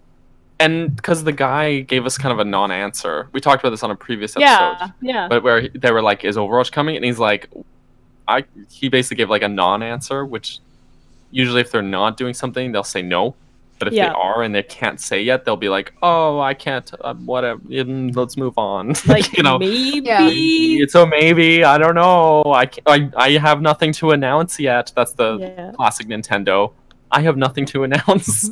So. And again, this is one of those things where I think like it's a really good idea. Like it gets an entirely different group of people into playing games like Overwatch and Diablo. I personally wouldn't get it because these are games that I have on PC and PC Master Race or whatever. I like using my fancy little game and mouse. So it's true, but I would love it to have it on Switch with if they had crossplay and good, well implemented gyro controls. Ooh, I don't know if you've tried the gyro function on Fortnite on Switch. It doesn't work that well. I can't play Fortnite on the Switch, so it's not the best way to play the game, but I was like, it's free, so I'll just download it, right? Yeah. But yeah, just the gyro aiming is not that good. So if they did that really well, and I think Blizzard would probably put a little more into it than Epic Games, but Overwatch could be a lot of fun on Switch. But I really would want crossplay to be. Yeah. See, there you go. I want to be able to play with my friends, even when I'm playing on my computer, so we can all play Hamster Boy. Hamster Boy. All right, Ilya, what's the next game on the list? The next game, supposedly leaked, is Paper Mario Clay Catastrophe. Yeah. So, I mean, I guess it's a catastrophe because you're putting clay with paper. What is wrong with you guys? Have you never done any crafting? But they've had a new Paper Mario game on every Nintendo console since the first game, aside from the DS. I don't know if they had one on DS. Right? They had I don't remember GameCube, there being one. 3DS, Wii U. Yeah, so it was. Yeah, no, I don't think they did on. I need to catch up on my Paper Marios. Yeah, because Paper Mario Thousand Year Door was GameCube, Super Paper Mario on the Wii, Color Splash. Was a Sticker Star on 3DS, but nothing on the OG I only remember DS. 1000-Year-Old Door. Okay. But I mean, with new Paper Mario, people love Paper Mario. Oh yeah. People, they don't just like it. It's either they're like, oh, I haven't actually played that, or they love it. There's like nothing in between. So, yeah, I mean, that would be. I guess it kind of goes in the theme of like different. They had like paint theme, stickers, and so clay. I guess it kind of matches. Kind of could fit in. Yeah. All right. Yeah. But what's the next one, Daniel? The next one is Pikmin 4. So, to contain my excitement there. Please. The way that these two ladies want Animal Crossing is the way that I want Pikmin. If Pikmin happens, I will happily come over and play multiplayer with you. Yes, please. We live pretty close together. I could just make true. This is true. We do, but we haven't actually visited each other. But worst friends ever. Yes, we're the worst. We're the worst best friends. But yes, Pikmin 4, please. And I'm not talking about Hey Pikmin. a real Pikmin 4. Oh man. Yes. Yeah.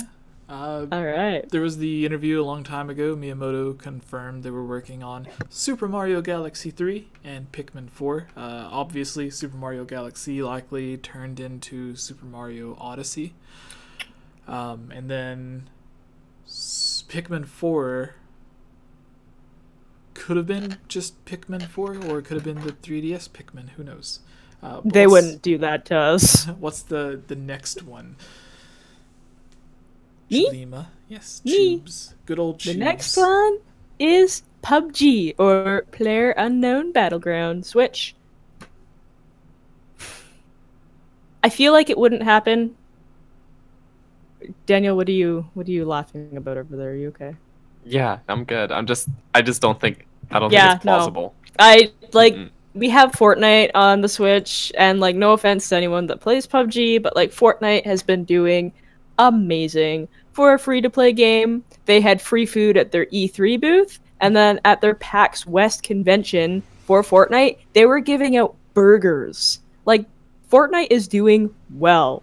They're not going to bring them down anytime soon. And the thing is, like, PUBG, or at least what I hear from fans that tout about PUBG. Wow, I can't speak. Good job, podcast. I can't talk. Okay, so, but most people tout about it being like far more graphically intense or more realistic and all that, like over Fortnite. Like that's why it's so much better, because of all this technical stuff. And those are the same people that would bitch and moan about it. Sorry for my language, but about it being on Switch, because they would probably have to like downgrade it or put it at lower settings. And so the people who would be into PUBG, that demographic, would not be happy with it on Switch. Mm-hmm. Yeah. Not to, like, obviously I'm stereotyping a bit or generalizing, but I think that's why it probably wouldn't work well. Yeah. Because people, like you said, people usually like PUBG Battlegrounds, PlayerUnknown Battlegrounds, more than Fortnite, because it looks more realistic, but that comes with having to have a more powerful GPU and CPU, more RAM and everything. And Fortnite on Switch is already running at like a low resolution compared to what it is on PlayStation 4 and Xbox One. So having PUBG on the Switch would be equivalent to playing it on like medium to low settings at like a very low resolution, and then it would be at 30 frames. So like the people that would play it on like Xbox One X in 4K or on their PC in 4K, they would be unhappy. Yeah, they would be, even if it did come to Switch, most of them would still be playing it on their Xbox or whatever, their PC, because they wouldn't want to play the worse version on Switch. Yeah, so the next one, Ilya. Yes, I read this wrong in my head originally. I read the last word as pear, not pearl, and I was very confused. Pokemon Elite Diamond and Elusive Pearl, not Elusive Pear. Huh? The names are kind of interesting. I mean, we do know that we're getting 2 new Pokemon eventually, not the Go Pikachu and Go Eevee. Names are kind of interesting. I know they've reused some names before, but Elite Diamond and Elusive Pearl. Okay. Better watch out for that Elusive Pearl. Yeah. Yeah. So we have Champion Ashley, or Ashley Icon Ashley, however you may know her. Mm-hmm. She is probably the biggest Pokemon fan in the Discord group that everyone can join. There's a link in the comments to join our Discord and chat with us, play Fortnite with us, whatever you want to do. But with Pokemon, she's been saying that she wants a 4th gen remake, which I think that is what this would be.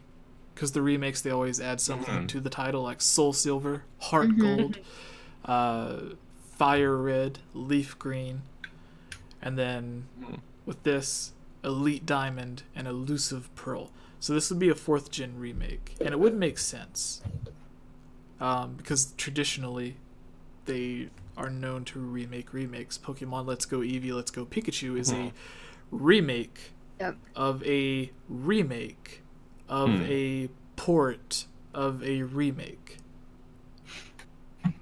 So, what I mean by that, they originally had, in Japan, Pokemon Green and Pokemon Red. They never came to America, but then they had a more enhanced version of that, or a remake, like updated version, called Red and Blue. So they went from Red and Green to Red and Blue. And then they had Yellow, which was like a remake with added content. And then they had the actual remakes in Fire Red and Leaf Green. And now they have the remakes of that in Let's Go Pikachu, Let's Go Eevee. So it's like literally a remake of a port of an updated version. Like there's 5 different variations of this game. So it's very weird. But whenever they announced the Nintendo, or whenever they announced the Pokemon game at the Nintendo Direct, they did 3 games. They released a brand new game, Pokemon Quest, which Ilya has been playing. They revealed Pokemon Let's Go Pikachu, Let's Go Eevee, which was the remake of a remake of a remake, or whatever. And then they said they were working on a brand new generation of Pokemon games. They didn't say anything about a 4th generation remake. So if there was any leaks, I think it would be the names of the next generation of Pokemon, not this. Like if this did come out, that would be like 3 brand new Pokemon games within a year of each other. Yeah, that's a lot. Yeah. So I think, like I imagine they would do this. The name's probably close to being correct, Elite Diamond, Elusive Pearl, because it is like an adjective added on to whatever the normal name is, right? So the adjective's probably right. Who knows? But I would see this in 2020, because this year it's Eevee and Pikachu. Next year, 2019, it's going to be the new generation, and then I could see them doing a 4th generation remake. But until then, who knows? And they could even skip the 4th generation remake and just do the same thing they did with Yellow, with Pikachu and Eevee, and just do the 2nd generation of that. So whatever Silver and Gold would be, they could just have that for the next thing in 2020. But that's just my thoughts. Daniel, what's the next one? The next one is Punch Out! A new challenger. Which actually I think would be really fun, because Joy-Cons. Yeah, Joy-Cons. If they do it like ARMS, but like actually more fast paced, I feel like ARMS is very sluggish. Like one punch and you're gonna wait 30 seconds and everything. Also, like Punch Out would get all of the people like in that kind of like fighting game community a little bit more amped up, because I know a lot of people in the fighting community love Punch Out. Mm.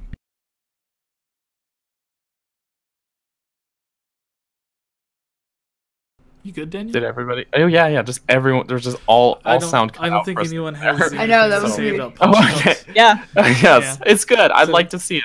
Punch Out with motion controls, right? Punch Out. Woo. What's the next one? Tubes. The next one is Rhythm Heaven and Rhythm Hell, which I was having this conversation with Jesse earlier. I don't think Nintendo would put something with the word hell on their console. Doesn't seem very Nintendo-esque. Like they've had Rhythm Heaven games before, but I don't think they would, because like they've changed the Bible or whatever to the book, and then the Book of Medora, and then like they changed the religious song from Ocarina of Time's Fire Fire Temple, which Ilya did a video on, talking about the most controversial things in Zelda. So you guys can go watch that as well. It's a really cool video. It's about religion and sexual stuff and whatnot, and Zelda that they had to change. And then they had the Gerudo symbol was changed because it was too religious. So I think a game having hell in the title would fall in line with that. So, Ilya, what's the next one? The next one is Switchmo (parentheses Pushmo 5). I have no idea what that is. Pushmo, I remember playing the the original Pushmo, I believe, or one of the Pushmos on the 3DS. It was an indie game that released for that. It did fairly well, I guess, because I remember seeing a lot about it. So Switchmo seems pretty likely. And the next one, Tubes, what is it? It's funny. This is the one that I have been waiting for this entire time. Oh my This gosh. one is one that I really hope we get because I'm a big fan, and we got one for 3DS, and I think one for Nintendo Switch would be amazing. WarioWare Fart Mania. Whoa. I love the name of this. Daniel's shaking his head. He's like, no, why would they release something called Fart Mania? I think it's hilarious. This is a game that I would want to demo and be like, hey kids, gather around. We're going to play a game of WarioWare Fart Mania. And kids would start laughing because they'd be like, haha, she said fart. I probably not going to happen just because of how outrageous that title is. But I do hope that we do like get a WarioWare for Nintendo Switch. Eventually. I know we just got one on 3DS, so we probably won't see one for a while, though. Yeah, so you work for Nintendo. So you would be out demoing a game, asking people, hey, do you want to come play with this farts with me? As part of my job at Nintendo, I have to say the full title of things, Yeah. otherwise I get in trouble, So but kids- I would love to. These little kids would go up to their parents and be like, Mommy, this girl wanted to fart on me. No, alright. Daniel, you can take the last game. We finally made it through. This is the longest single thing that we've ever had, I think. I'm sorry, this Yeah. list is just Possibly. outrageous. This list, it's a long list. It's outrageous, yeah. So The last bit here is Yoshi's Crafted World, which actually, I think Jesse was saying that they probably edited back into there retroactively after releasing this list initially just to make it more believable, because this was actually leaked on Nintendo's website as the title for the new Yoshi game, which I think they meant to announce during their Direct. So they updated the website to post that there, but then they pushed the Direct back because they had an earthquake. Don't be mad at them. So this just accidentally kind of snuck past them there. But, you know, given the aesthetic of the game, given that it's a sequel sort of to Yoshi's Woolly World, totally zero doubt in my mind that this is legit a thing. So the only really 100% legit thing on this list. So like the other games, as we were saying, are true, but the titles might not be true. Yeah, Like, the we titles know- need shopping. Yeah, like we know Pikmin 4 will eventually come. We know Metroid Prime 4 is coming. So some of these games we know are real, but we don't know if the titles that they picked are real. To me, it seems like an edgy 10-year-old put the list together. Oh, WarioWare Fart Mania. It's funny. That'll be the name of the game. Which Wario is known to fart? It's his down B, right? So- And his special in Mario Tennis Aces, he pulls out the garlic from his butt, oh apparently. no. He just keeps it there?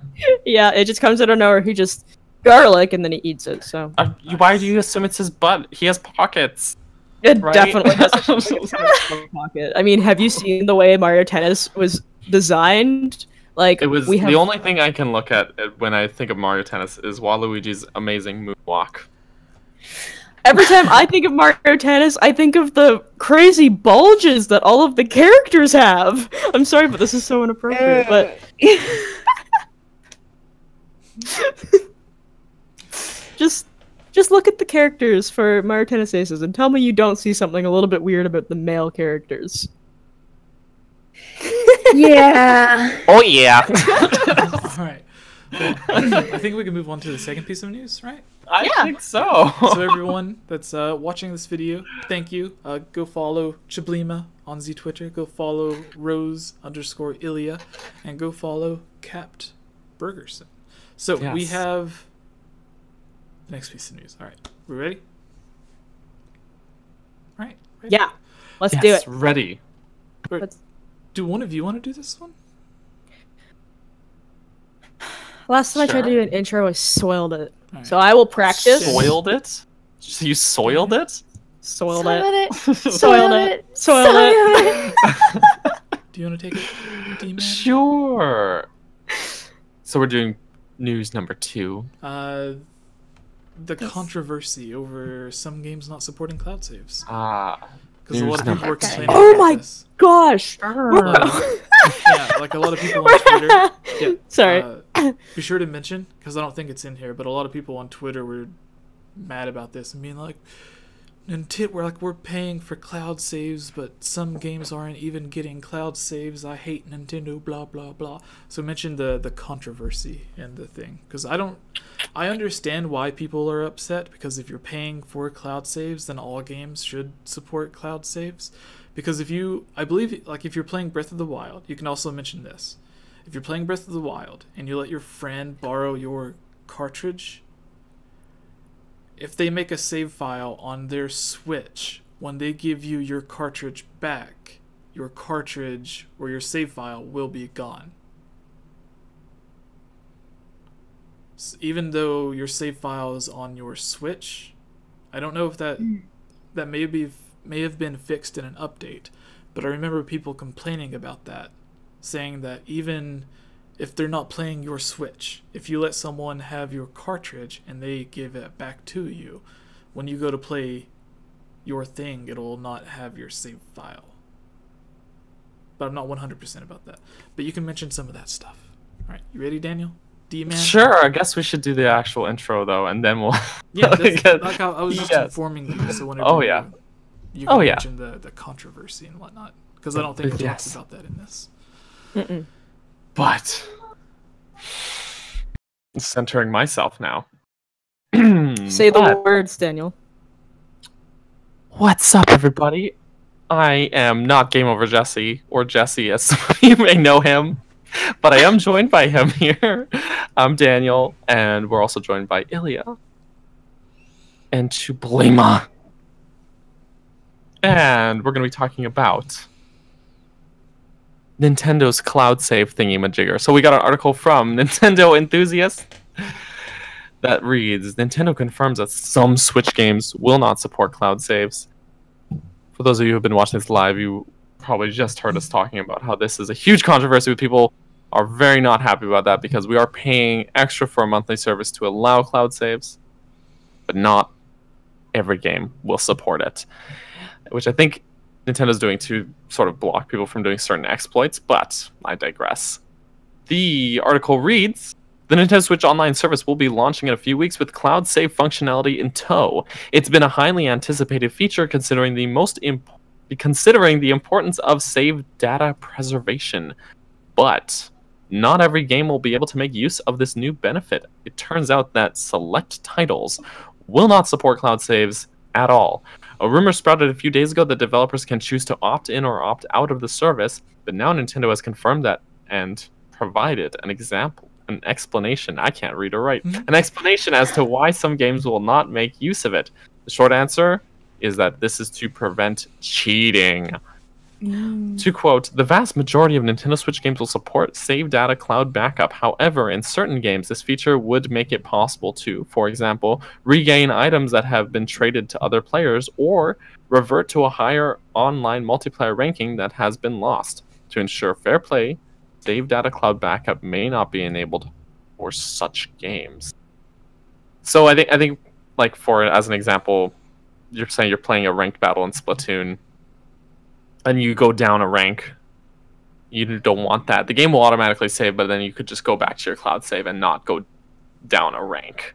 Or not because that wasn't saved on there. So you're just reloading that old save. And Nintendo don't want that. So yeah, cloud saving doesn't make sense for any game that you play online competitively. True. Now, I think for some games, cloud save would be awesome because I know somebody that I know ruined a Nintendo Switch once by putting it in the laundry. And when they got a replacement Switch, if they had cloud save, that whole process would have been a lot easier for them. I'm sure. But that's a really upsetting turn of events for them that I won't rub in their face too much. But yes, cloud saves I am looking forward to, because it would be neat.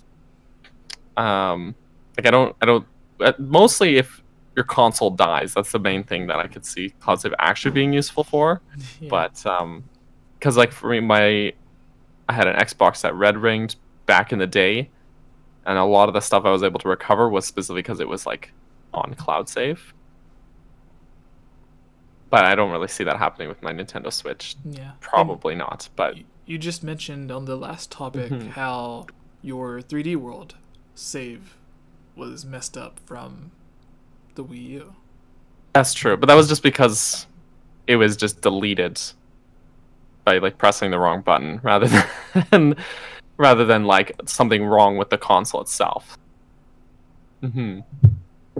Yeah, it's like I can see why people are mad, because they're like, okay, well, we're giving you this $20 a year, which is by far the cheapest of any online Oh, heck yeah. playability online service.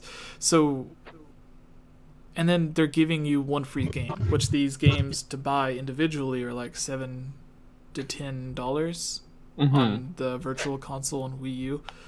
So within 3 months, you get enough games to pay for the service, because they're games everyone would buy anyway, like the original Zelda, Mario, Super Mario Bros. 3. Like these are all games 90% of people would buy just so they could play the original Legend of Zelda on the go on their Switch, or the original Super Mario. So you're getting that free, and then these cloud saves you're getting for some games, like I imagine Breath of the Wild will have cloud saves, but to stop these exploits. And then even when Pokemon comes out, because on the 3DS you can very easily just literally download whatever Pokemon you want for the 3DS games.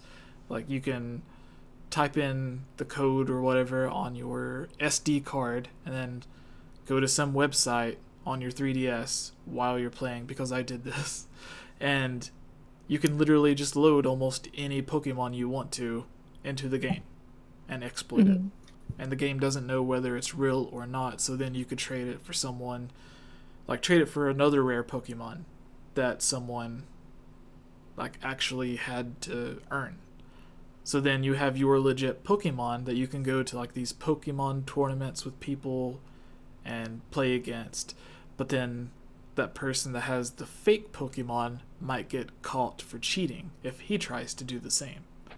So there are like various exploits with cloud saves and everything.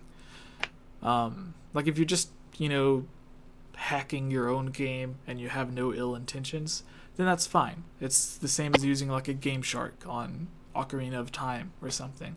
But if you're exploiting the game to like be better than other people, then I can understand why Nintendo is blocking it. But who knows? Yeah.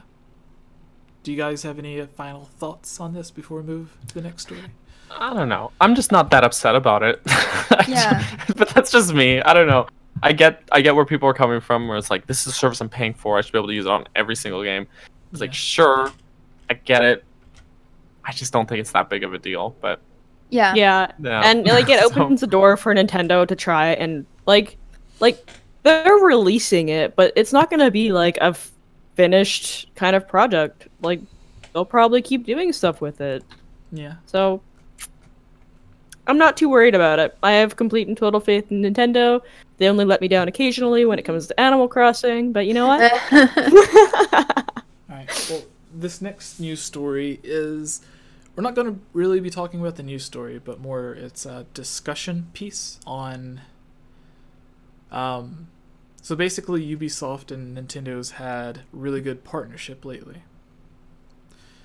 So we're going to be talking about what game we would like to see, or what type of crossover we would like to see with Ubisoft and Nintendo in the future. Like they have Mario plus Rabbids, obviously. They always tried supporting the 3DS and the Wii U with like Zombie U and stuff when no other third parties would support them. Then they have the Star Fox crossover game and Starlinked or whatever. So there are things, and it's like, what other weird crossover would you like to see?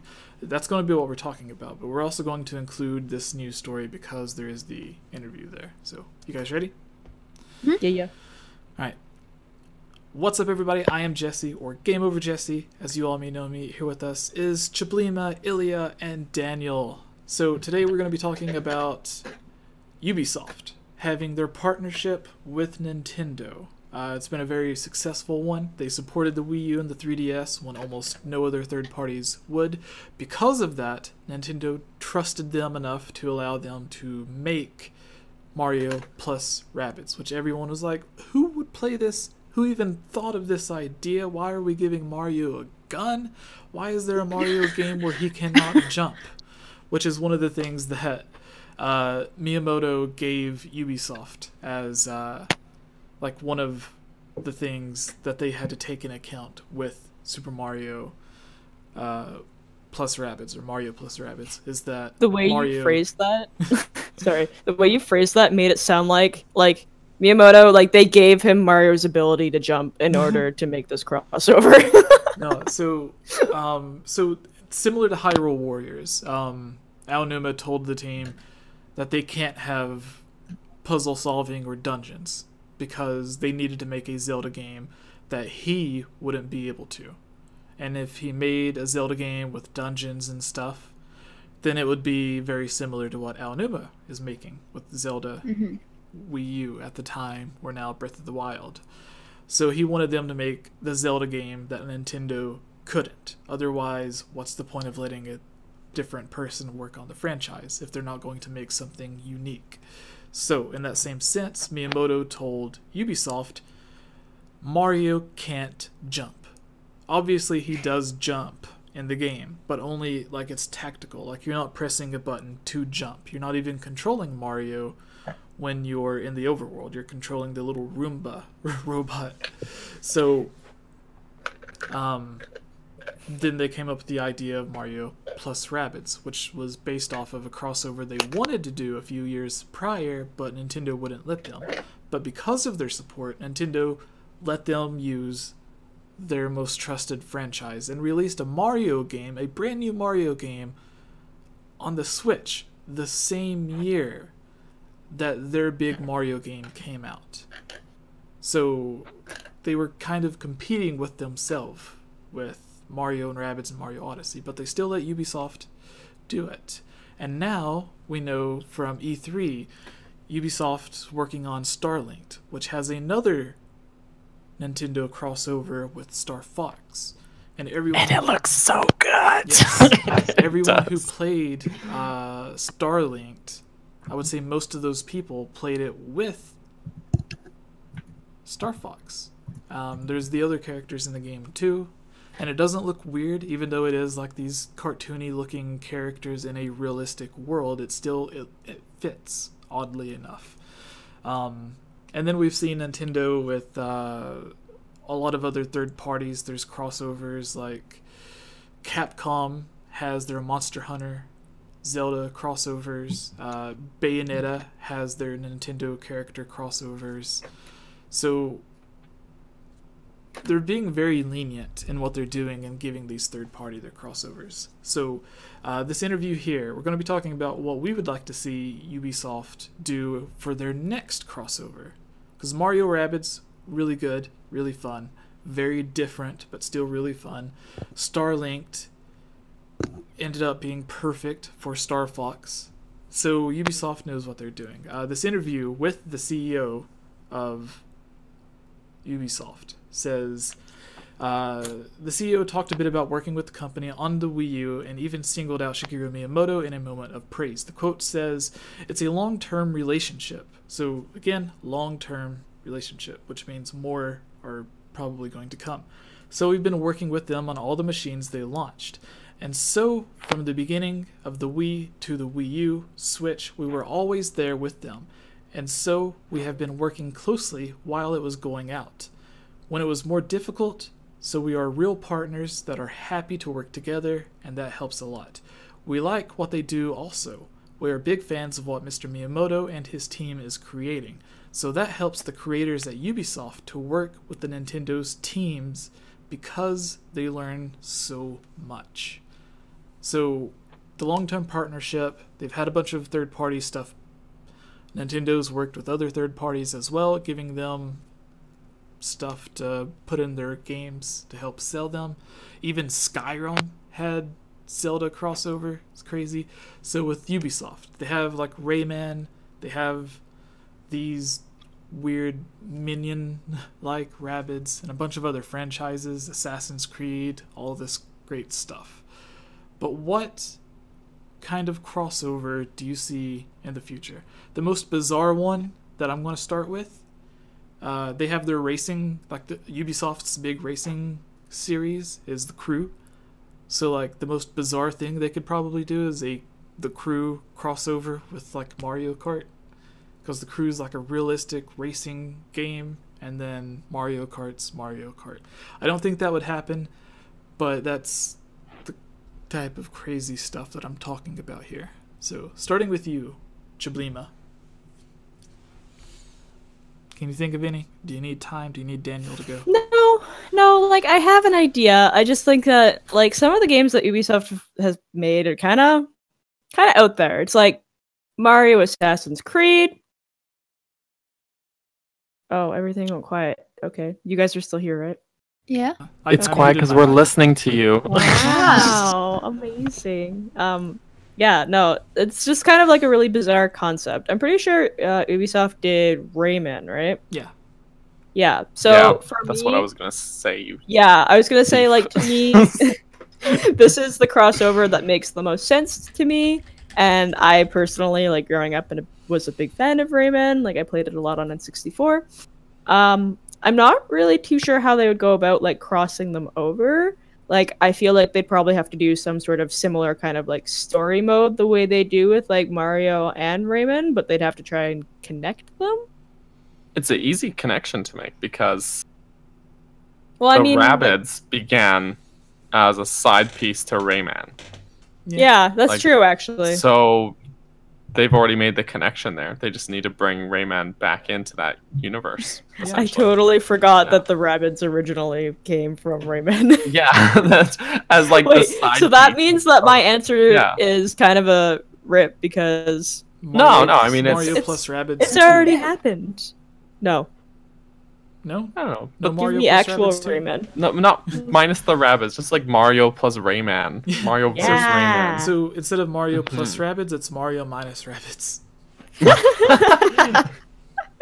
You know, it's funny because that first Rayman game that had the rabbits, the plot of that game, if I'm remembering correctly, it was actually quite morbid, quite dark, because it was just Was like it- all mini games, but it's like they had captured him. Yeah, you were like, Like, the in rabbits an captured, arena, yeah. and they were Yeah. watching you as you did all of these games, and they were like really like You're like their murderous. hostage. Yeah. Yeah, and And they'd you like have to be, compete in these games for your freedom. and they just had such Ah. violent intent with plungers. Like the one Yeah. that got me the most out of that game actually was the outhouse one where you had to close the door before they could shoot you. That freaked me right That's out. terrible. That put me on edge. I was so anxious. Anyways. Oh, yeah. No, so Ooh. So the rabbits had a very dark beginning. to remind everyone, because Ubisoft puts out lots of games, so they have Assassin's Creed, The Crew, Beyond Good and Evil, Far Cry, Starlink, Steep, Rainbow Six Siege, all the Tom Clancy games. So there's Watch Dogs, The Division, For Honor. There's lots and lots. Just thinking about Rainbow Six, you've got like a tactical game, and then just Donkey Kong bursts through the doors. Yeah. They even South Park, The Fractured Butthole. Oh, that was. Yeah. Oh. But, Well, so that was my joke answer, was like The Crew and Mario Kart, because it just. well, Crispy Plays in the chat says The Crew with F-Zero. Oh yeah, that would be cool. Yeah? We Just- do need another F-Zero game, so let's do a crossover. Come on. As we mentioned earlier, we need F-Zero. Yeah, I'm gonna say Beyond Good and Evil and Zelda. would be mine. Because Beyond Good and Evil 2 looks really great. Yeah. So seeing like a Zelda-ish crossover would be cool. But yeah, going to you, Ilya. Can you Sorry, I think of just any? got like a really random text from my mom. I'm like, what is she responding to? Anyway, I'm like, you're right there. I don't know much about Ubisoft, so the first thing I came up with, I was like, Rabbids and Donkey Kong 64 style. Ooh. That would actually be a lot of fun. So like a 3D platformer with Rabbids and Donkey Kong. Yeah. Not as much of a collectathon though. I like collectathons to a point. Donkey Kong was quite a collectathon. Yeah, but that's Yeah. good. I would. I don't know. I like to 100% see- completed that game, so I'm like Wow. all over it. But I would just want a little bit less. Find a middle ground between Banjo Kazooie level and Donkey Kong 64. But that's the best I can come up with. No, I think that's a really good one because I would like to see the Rabbids in more of like a 3D setting, like with another like kind of Nintendo-based game. Like that'd be a lot of fun. Yeah. All right. Daniel, do you have any? well, I guess mine is just further to what Kayla was saying. Rayman really makes sense in my head. Yeah, Rayman and Mario. So let's see it happen. That's all I got. So Right. Make them But fight more- pirates or something together. More of a platformer, as opposed to yeah, I mean the tactical XCOM style Rabbids was cool, but if we're taking a break from the Rabbids, yeah, a platformer could be really cool.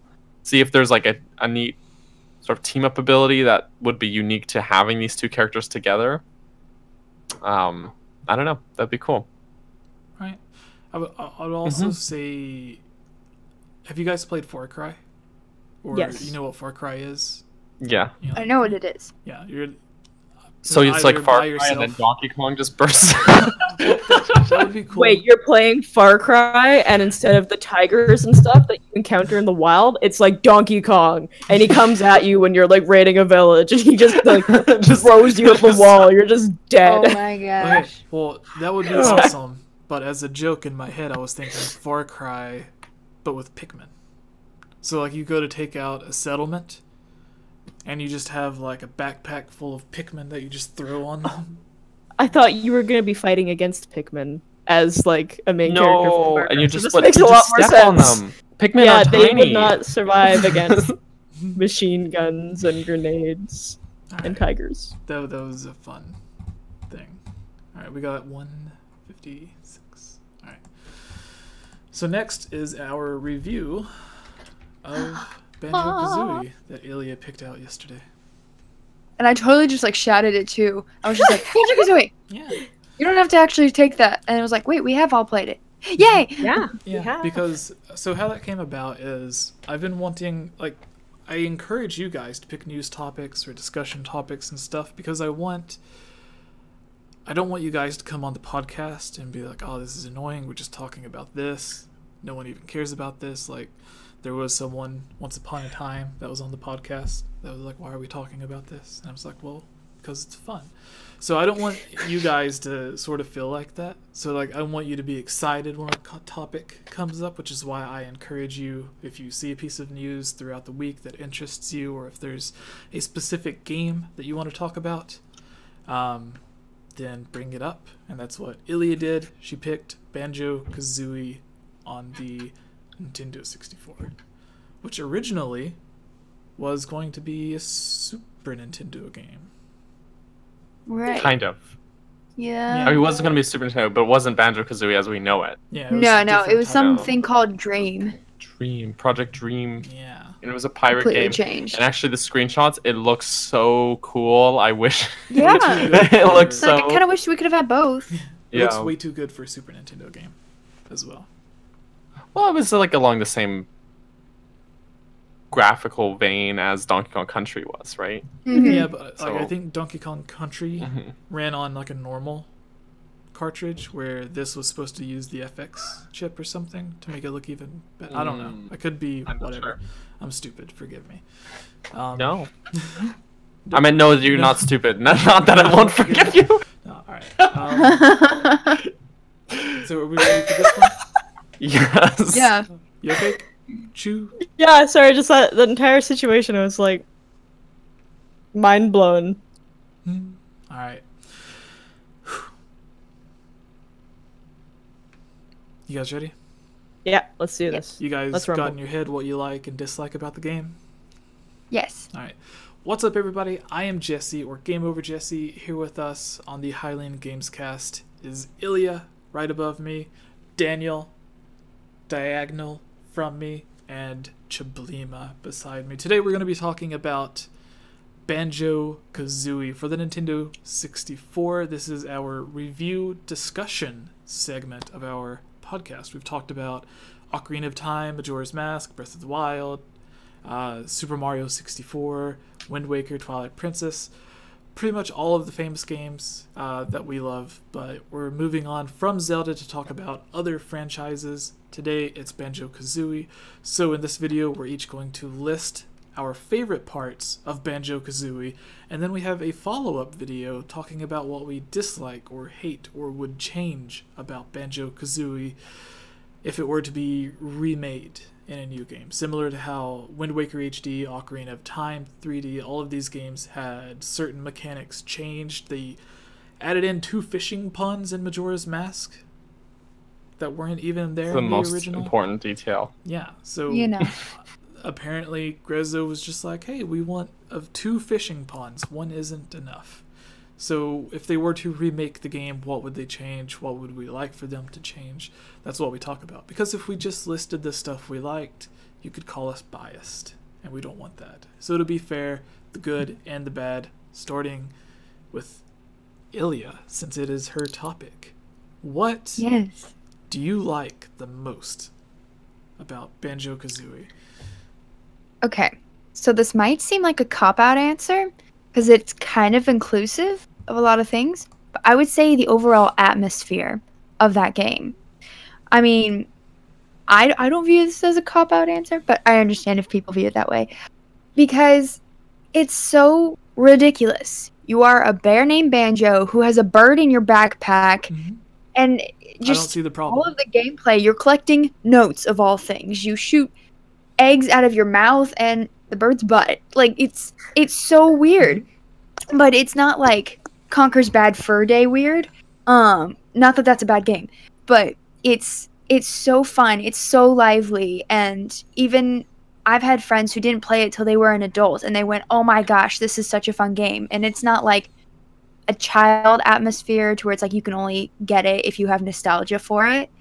The music, everything that goes with it, just plays into this really fun, silly atmosphere that they just made it work. It's so weird. Never would have thought if you told me to play a game with this concept, I would have been like, what? But they just make it work so well. That's it. I don't understand the silliness of this. It's not silly to collect notes, of course not. No, like you said that you like the silliness and like the bizarreness of it all, but I don't. Is that not what happens in the real world? You don't Birds think a spit and poop bear out eggs? with a bird in his backpack who talks to a mole That's named normal. Goggles That's with this normal. crazy witch that really wants to be skinny? Totally normal. Is it not? Everyday Totally life. normal. Well, you guys live in Canada, so I've met a couple of Maybe- Grintildas in my maybe- time. maybe Canada's a bit different than Tennessee. I don't know how That's the bears very act normal. up there. That's pretty much it. They wear backpacks. There's a sort of symbiotic, mutually beneficial relationship with the birds. So, Okay, no. Okay. We're all Okay, actually bears. Sorry.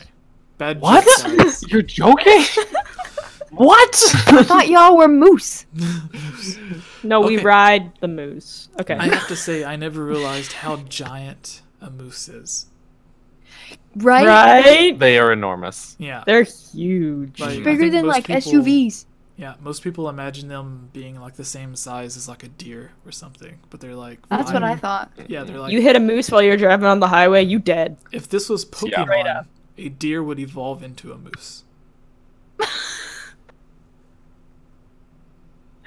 Someone put that on Twitter, please. I think we killed Chablima. with the stupid Yes. joke. All right, Jesse, what's your favorite thing? What? Go. No, you go. No. You go. Fine. You cool.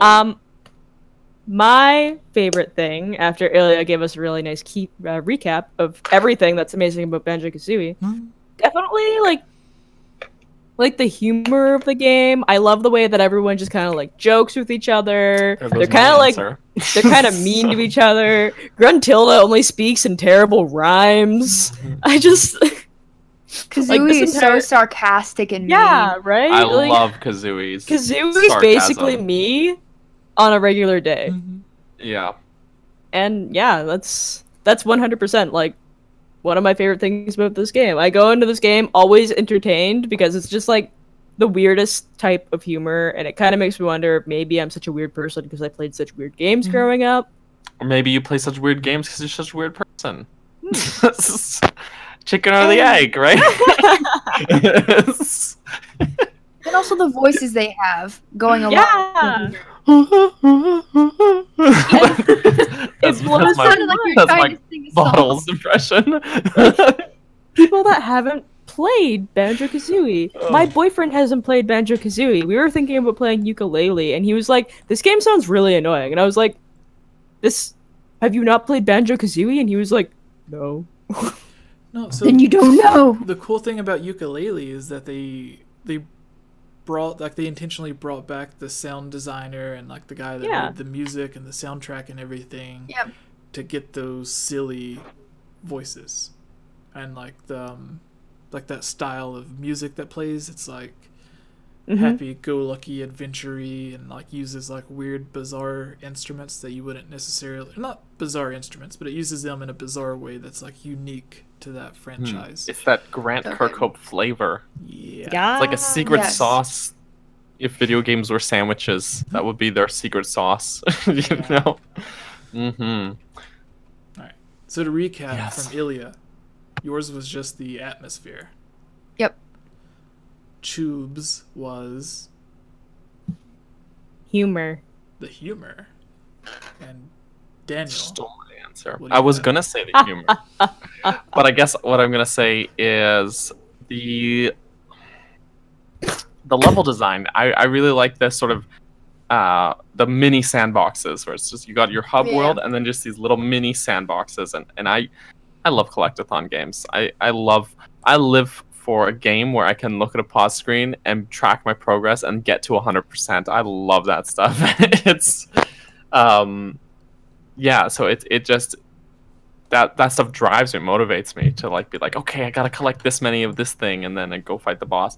But those, like, a sandbox game is fun because you get big open spaces where you have lots to do, but those mini sandboxes are great because each level is open and you've got lots to do, but not so big and open that you get lost and you lose direction, you know. And it's like, what that point, you're just like, what do you do? Oh no, there's too much. So it's that nice, perfect balance where those little mini sandbox levels are just the right size, in my opinion. So that's my answer, just that overall level design.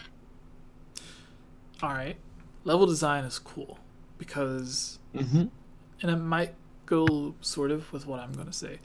I'm going to say okay, so Banjo-Kazooie isn't necessarily an open world. It's more like a mix of Ocarina of Time and Super Mario 64, right? Like I would say closer to Mario 64 because Mario 64 has the same sort of layout where there's a linear progression, but then there's all these little mini sandboxes. You jump to a painting, get your world with some stuff to collect in there and objectives. You put the puzzle pieces in, bam, world opens up. Basically, Mario 64, you collect stars, and then bam, world opens up. I feel right? a very similar formula. The worlds themselves are a lot bigger than the typical Super Mario world. Yeah, but I think that's because like they when they were designing the game, they were going for something very different. They were going for more like platformer, and then Mario 64 came out, and they saw that. There's interviews where they kind of explain this, and it's definitely worth watching. But they saw Mario 64, and they're like, "That's what we got to do. That's great." And they rode with it, and they made it bigger and better. A lot of people say it's sacrilege, but I think that Banjo-Kazooie is a little bit better than Mario 64 because it learned a lot of what was kind of janky and weird about Mario 64 and improved on that as well. And Yeah. has better camera functionality. So Yes. I'm gonna say like the sense of mystery in those levels, because sometimes like you'll do something or you'll unlock something that lets you go back to access a part of that level that you weren't able to before, almost in like a Metroid type of way, where like you find out you have an ability or something that lets you get to a place that you weren't able to before. So like there's a lot of replayability, I guess, to where you can go back and like access different parts or like do different things to get to different areas to get like new items and stuff. And that's what I like about it, is that like it doesn't get boring replaying the same level, where like if you go back to explore an area that you were already at, most of the time you'll find different stuff there that you didn't the first time. So that's what I really like about it. Whereas in like, and Super Mario 64 did that as well, to where like you could unlock like the hat that had like let you fly around and stuff, so you could get stars that you weren't able to before. So Banjo Kazooie does that as well, and I really like that. But I think Banjo Kazooie does it better. Yeah. So there's more moves and stuff like Mario 64, but by the end of the game, the like sort of extra moves and stuff he unlocks are like temporary. You might find a cap box and get a wing hat and then fly around for a bit. But that's it. A lot of Chewie. A lot of Banjo and Kazooie's moves that you acquire, you get to keep forever through the rest of the game. And that is not the case in Mario 64. Mario's like moveset is almost stagnant, gets static throughout the whole game. So there's not as much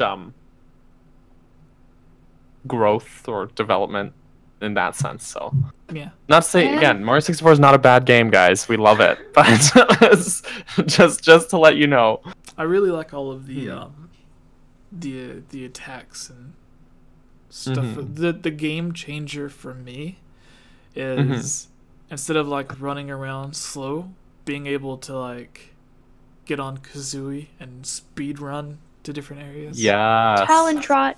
Yes. Yeah, that's my favorite thing. The thing is that Mario has some abilities, like he can punch and kick, for example, and you could play the whole game and not ever use that. But Banjo-Kazooie, like you get all these different moves, and there's a lot more. You have to use them, and you got to use them all. Yeah, like you put their abilities into action when you get them. So, I love that stuff. Nothing is wasted in that game, and I know I don't mean to like jump ahead to anything else, but like you think of like Gruntilda's sister, and you're like, oh, I'm just hearing these weird facts. Then you get to the end of the game, and you're like, those were necessary. Like, oh crap! But kind of saying what you said about like, you know, the move design, but then also mystery. That moment, like when you go to Gobi's Valley and you're like, oh, I'm learning how to use the running shoes here. Now I can go back to Freak ZZ Peak and do that other game. Or maybe it was vice versa. But still. And you're like, and you know, and it's not boring to go back and explore the other world, in my opinion. So. Another cool thing is how great the boss fights are. For me. I like the boss fights. Do you not like the boss fights? There are no bosses. No, not the... Am I thinking of Tui? Tui had some bosses. Banjo, the first one, there were no bosses until the... Yeah. Yeah. Hold on.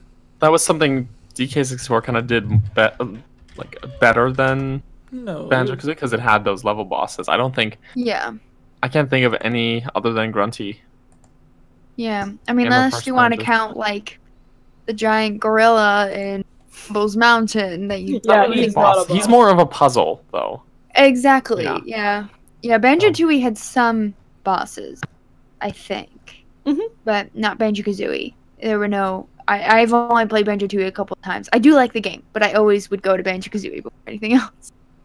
But see, that's where I think Banjo-Tooie fell short for me, was Banjo-Kazooie. When I mentioned about the sort of level of openness, Banjo-Tooie was great because they did everything bigger and better, but too much bigger in some parts. Yeah, it got overwhelming for me. Yeah, you lose sort of your focus and your direction, because it was just like, there's too much openness. This sounds really ironic, me saying this, because one of my favorite games ever is Breath of the Wild, which is like the most open game on the market right now. But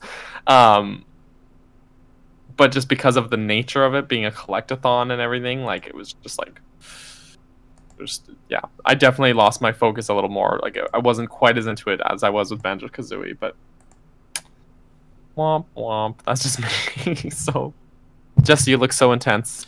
I was looking. What are you? So yeah, like it's showing. Like on Banjo Kazooie, there's like a crab thing that he's fighting. There's the gorilla. There's those are little things. These like monster boxes that come up and try to attack you and Right. stuff. So like it shows those for the bosses, but specifically I was thinking like it's probably Banjo Tooie, where there's like the fire and the ice dragon that you fight against. Yeah. Do you guys not remember that? It's been forever since I played Tooie. I haven't played Banjo Yeah. Tooie in a long time. We'll have to play it again and get back to you. Yeah, and then like there's the I forgot his name, but like your sort of friend that like wears the skull mask, that like Mumbo? yeah Mambo. You have to fight him a few times. Well, there's an evil version of Mumbo Yeah, in Banjo Tooie. yeah. So that's probably what I was getting mixed up, because I was thinking of like the fire and the ice dragon, and then there's one that I had a lot of trouble with that's like in the circus carnival thing that you have to fight. I this remember big that thing. one. Oh, that one was creepy. Yeah. And I hated the mean Joes. I'd go up and be like, "Yay, Gene Joe," and then it would be like, "Man," and start coming. I'd be like, "Oh, Yeah. no. Creep me out." Yeah, so those are the bosses that I was thinking about. I got the two mixed up, I guess. Because you were like, there's no Gotcha. bosses, and I'm like, what?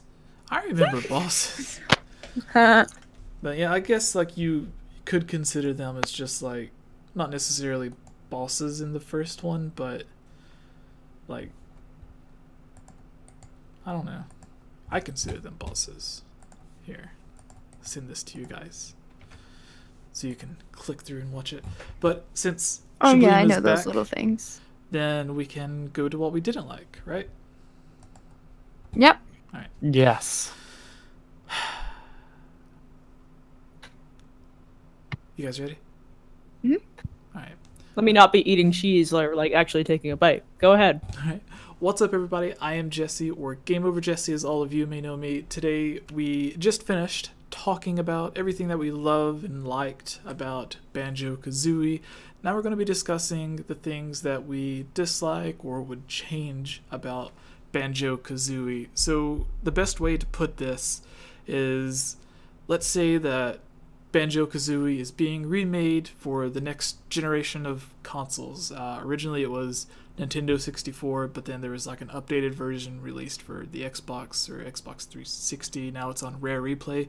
But if they were to actually remake the game, what are some of the things that we would like to see them change about it? Like with Wind Waker HD, whenever they remade that, they shortened the Triforce quest. They added in the different cells where you didn't have to play the song every time you wanted to change wind direction. You could get there faster.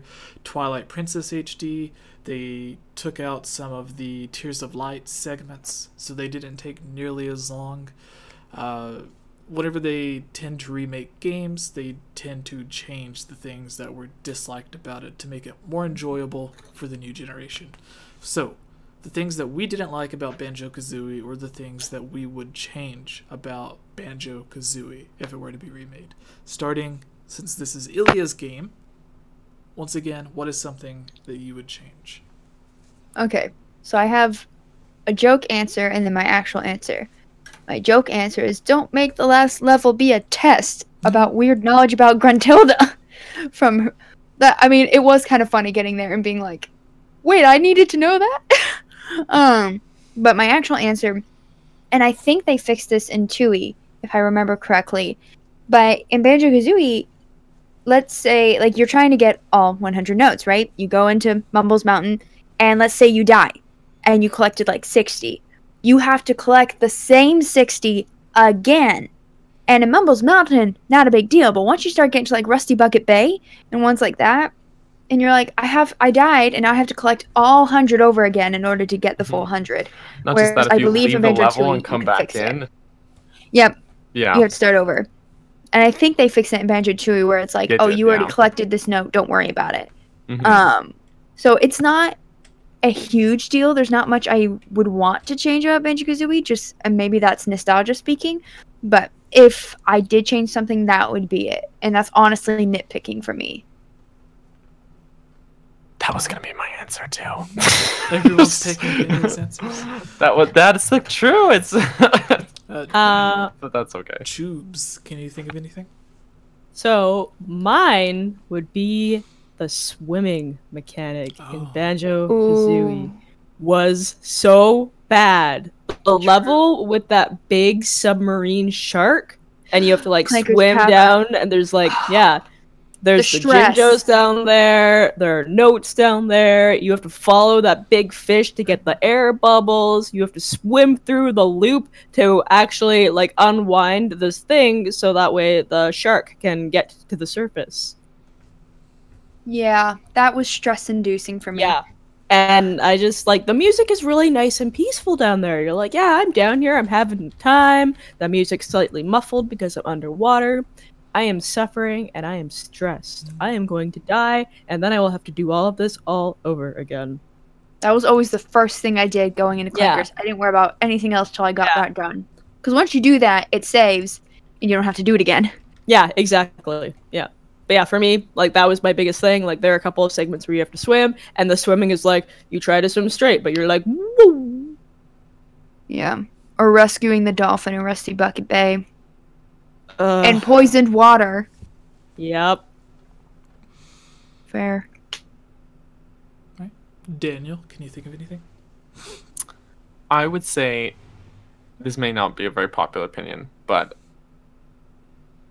when in the like various levels, the sort of minor, unimportant enemies are very just boring to deal with. They're more like obstacles than like actual combat scenarios, and they're just meaningless and not memorable. If you get attacked by just just one of those random minor enemies that come, little henchmen guys or something, you should just swat them away. Oh, they make that gross little noise at you when they run over. In Mumbo's Mountain. Oh my gosh. Yeah. And there it sounds like an evil Korok. Yeah. Oh, I never even thought of that, but yeah, they do. But there are good, well-designed enemies in that game.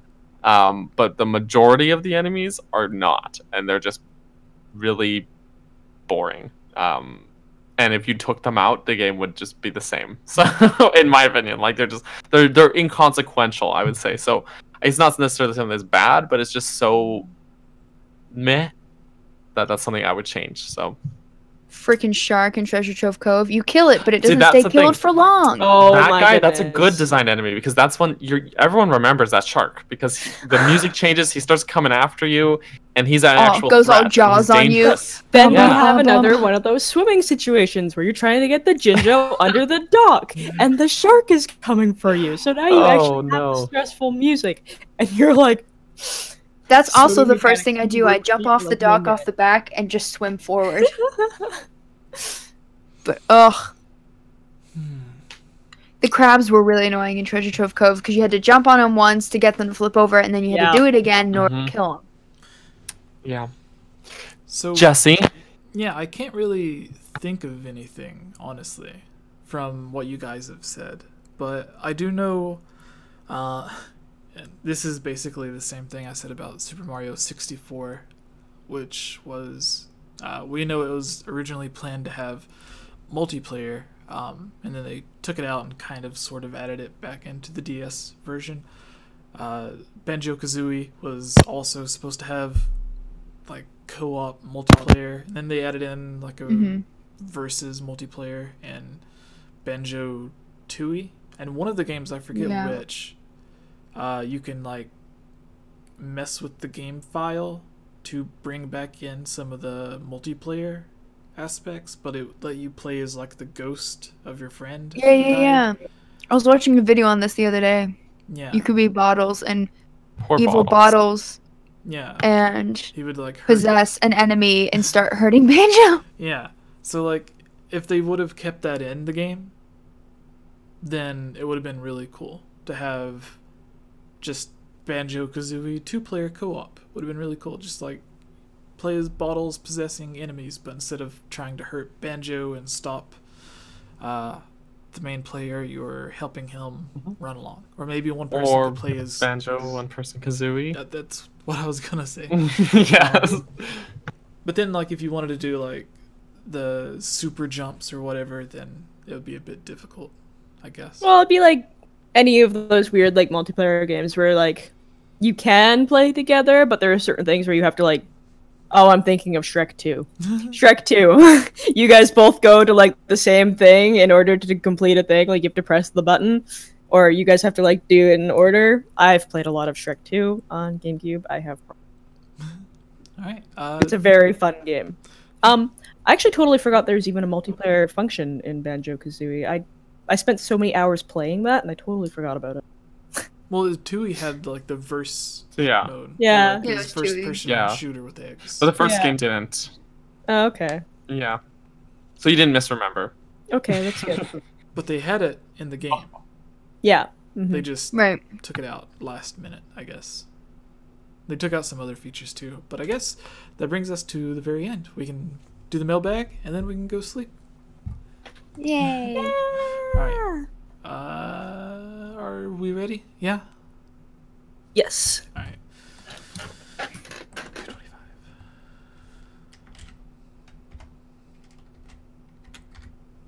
Do we have the questions in here? Or Yes.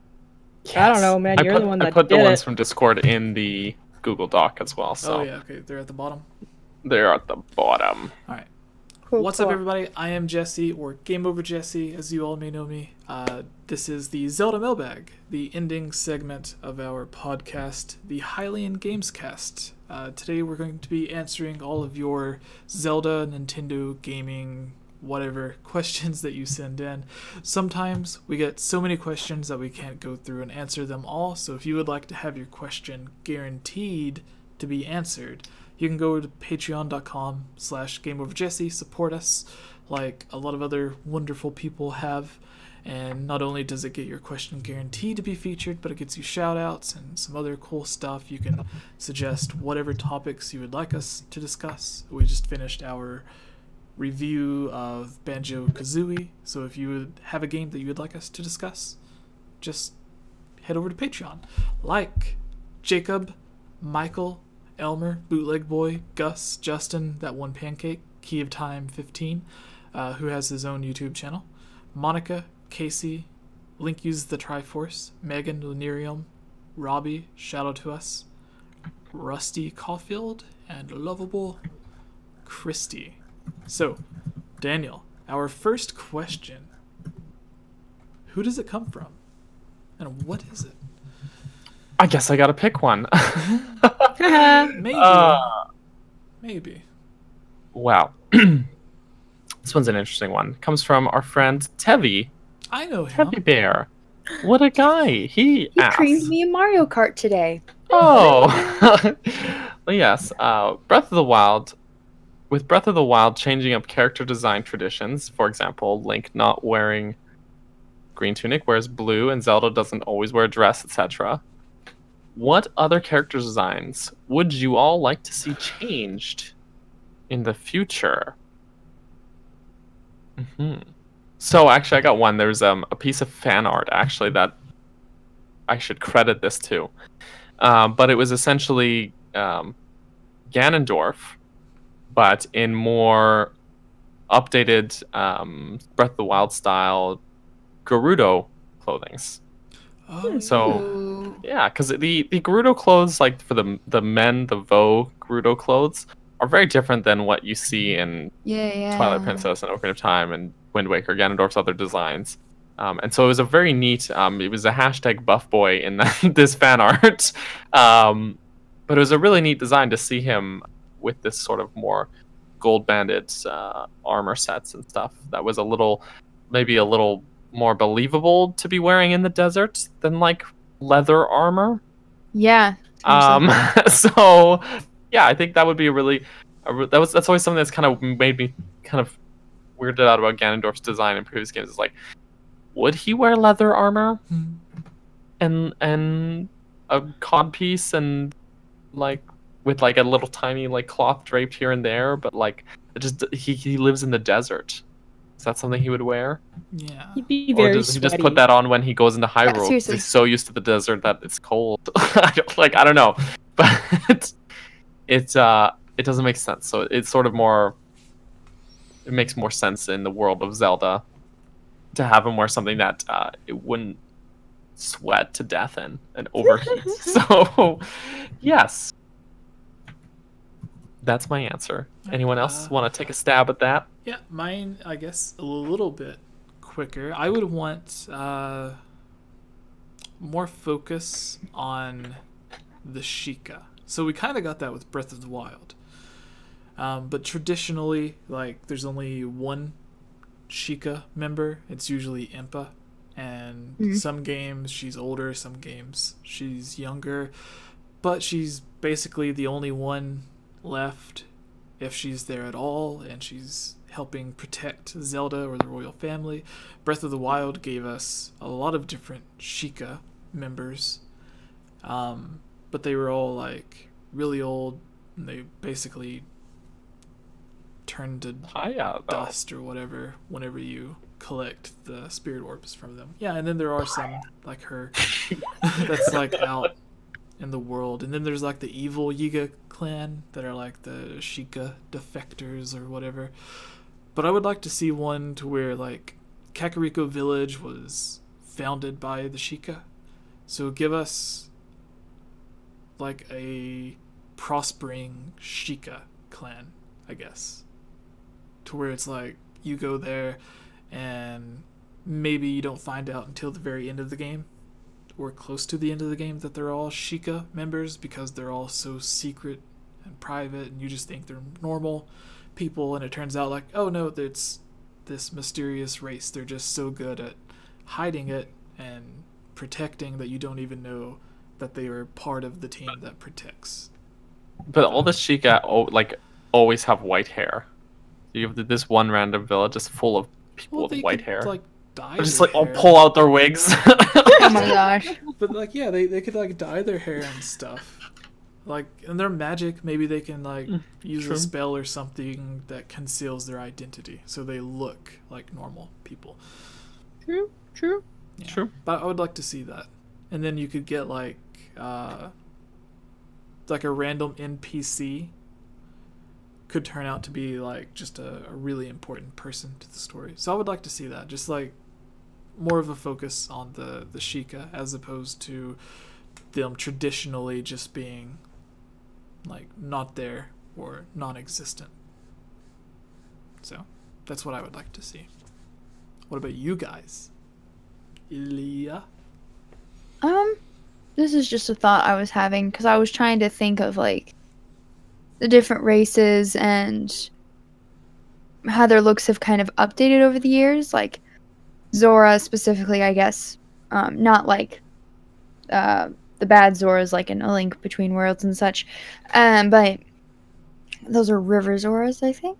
But you know, you have Ocarina of Time where they're just all blue. They have fins and little wing things and then a shark's head, but they all look so different from one another in Breath of the Wild, so that got updated.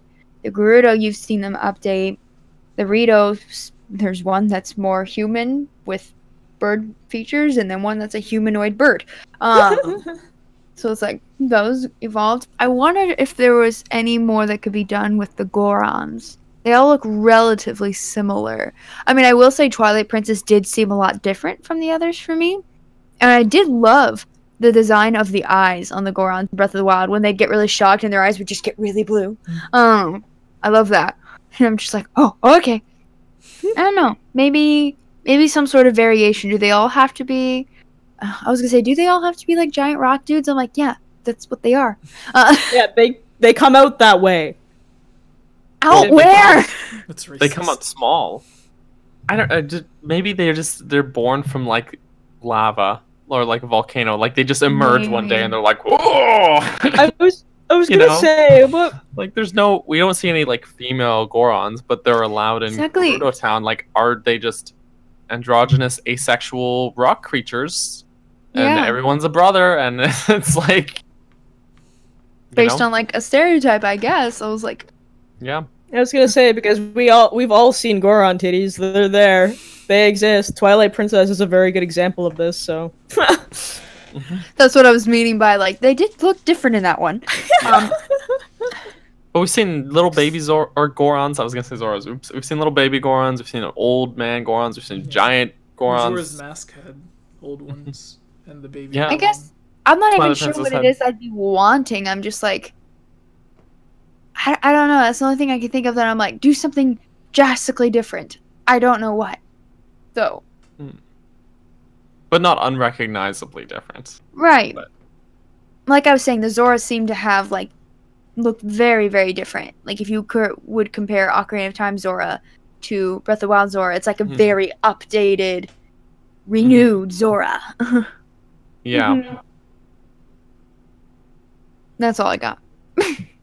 Cool. Chublima. I think, like, the only thing I can really think of, because Breath of the Wild gave us so much that we never thought we would ever see. Like, Zelda wearing pants. Link wearing the color blue. Like, just really weird things. So, the only thing I could really think of is, like, maybe, like, because my dress code at work is business casual, what if we have business casual Zelda? Oh, I think that would look amazing, by the way. Or, like, how would Sheikah, like, dress up in situations where they don't need to be sneaky? Ooh. What if they were just regular people? Like a modernized Zelda? Yeah. Yeah. Yeah, that'd be cool. Just because you think about, like, all the different outfits that you see in, like, for instance, like, Mario. Like, Mario's not always in his outfit in Super Mario Odyssey. He's everything. Right. He's everything and anything. So, Well, like, a lot. Sorry, what were you saying? yeah, Oh. that's basically it. I was gonna say, like, a lot of people think Zelda needs to be like medieval, ancient times and stuff, but they either forget or they just don't know that originally Zelda was supposed to be a futuristic sci-fi series, not medieval. So Yeah. like, instead of collecting the Triforce, you would be collecting computer chips to travel through time and stuff. So it's very, very different from everyone's current interpretation of the Zelda series. So There was even concept art for Breath of the Wild with a UFO. yeah, Yeah. crazy. I guess we can go to the next one. Yes. Chublima, would you like to pick the question?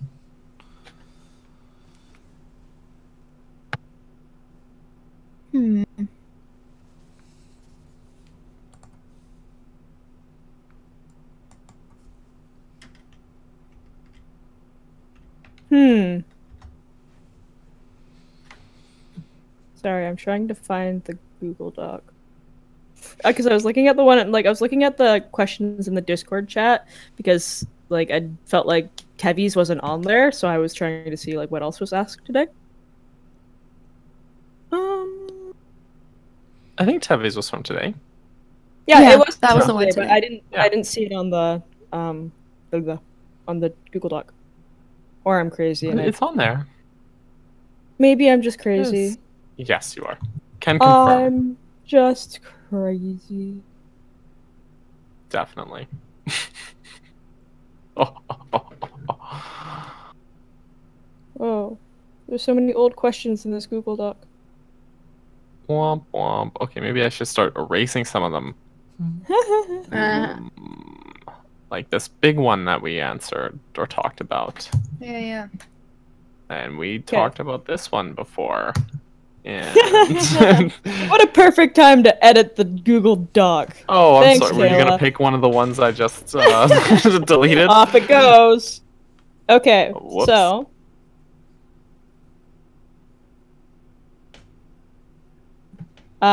plumber I don't know what anything else in his username says. I think is the guy with the table flipping. Yeah.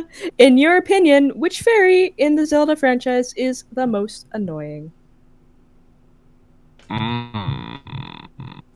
Oh. Tattle. The great fairies in Ocarina of Time and Majora's Mask are annoying and creepy. That was gonna be my the like Navi is not that annoying, all things considered. If you No. if you actually do the game, she doesn't really nag you all that much. But, yeah, exactly. yeah. But it's the great fairies are just creepy and weird. Yeah, I see a little bit too much of the Great Fairies than I'd like to see. And then, like, I love the way that they did the Great Fairies in Breath of the Wild. Like, they're big and they're loud. queens. But they are queens. Yes. They're not just regular old fairies. But yeah, I like Wind Waker's great fairies a lot too. Because they have this really weird mythical sort of feel to them. But, The main one, though, who's like a ones- creepy little girl. Yeah, she's creepy, but she's not annoying. True. The ones in Ocarina of true. Time and Majora's Mask, like I'm like, I'll go if I have to, but they're creepy and annoying. That's the thing. They're both. They're the worst of both worlds. Yeah. Yeah. But yeah, no, mine would definitely be Ocarina of Time and Majora's Mask Great Fairies. I just, especially growing up and seeing that, I was always a little bit weirded out. And then Hyrule Warriors has a more detailed version of them. Yes, I seriously. know. Oh man. If we're just going with fairies, I say Tattle, 'cause she's really rude to Link. Ugh. And that's She Yeah. is. But she's like Midna in that sense, where at the start of the game, she's very rude and mean to you. And then you grow with her, and that relationship grows, and they have like an actual arc. By the end of the game, Tattle's really cool. I actually really like her. But she's got to go through that arc first, right? Yeah, but Tattle had a really bad first impression. Midna, Sure, Midna did too. Midna at the beginning of the game, she downright forces you to be her slave, and she's like, "You have to do everything I say," and she manipulates. that Freedom is comes true. at the price of doing everything I tell you to. I'm just glad Midna's my babe. But that's the thing, we all love Midna because she goes through that arc, Yeah. and then you love her at the end of the game, and it's emotional and great. It's a great story arc. It's the same arc though, but so it's the exact same arc. Same with Lineback. Again, same thing. It's All right. I will defend Tattle. I like that character.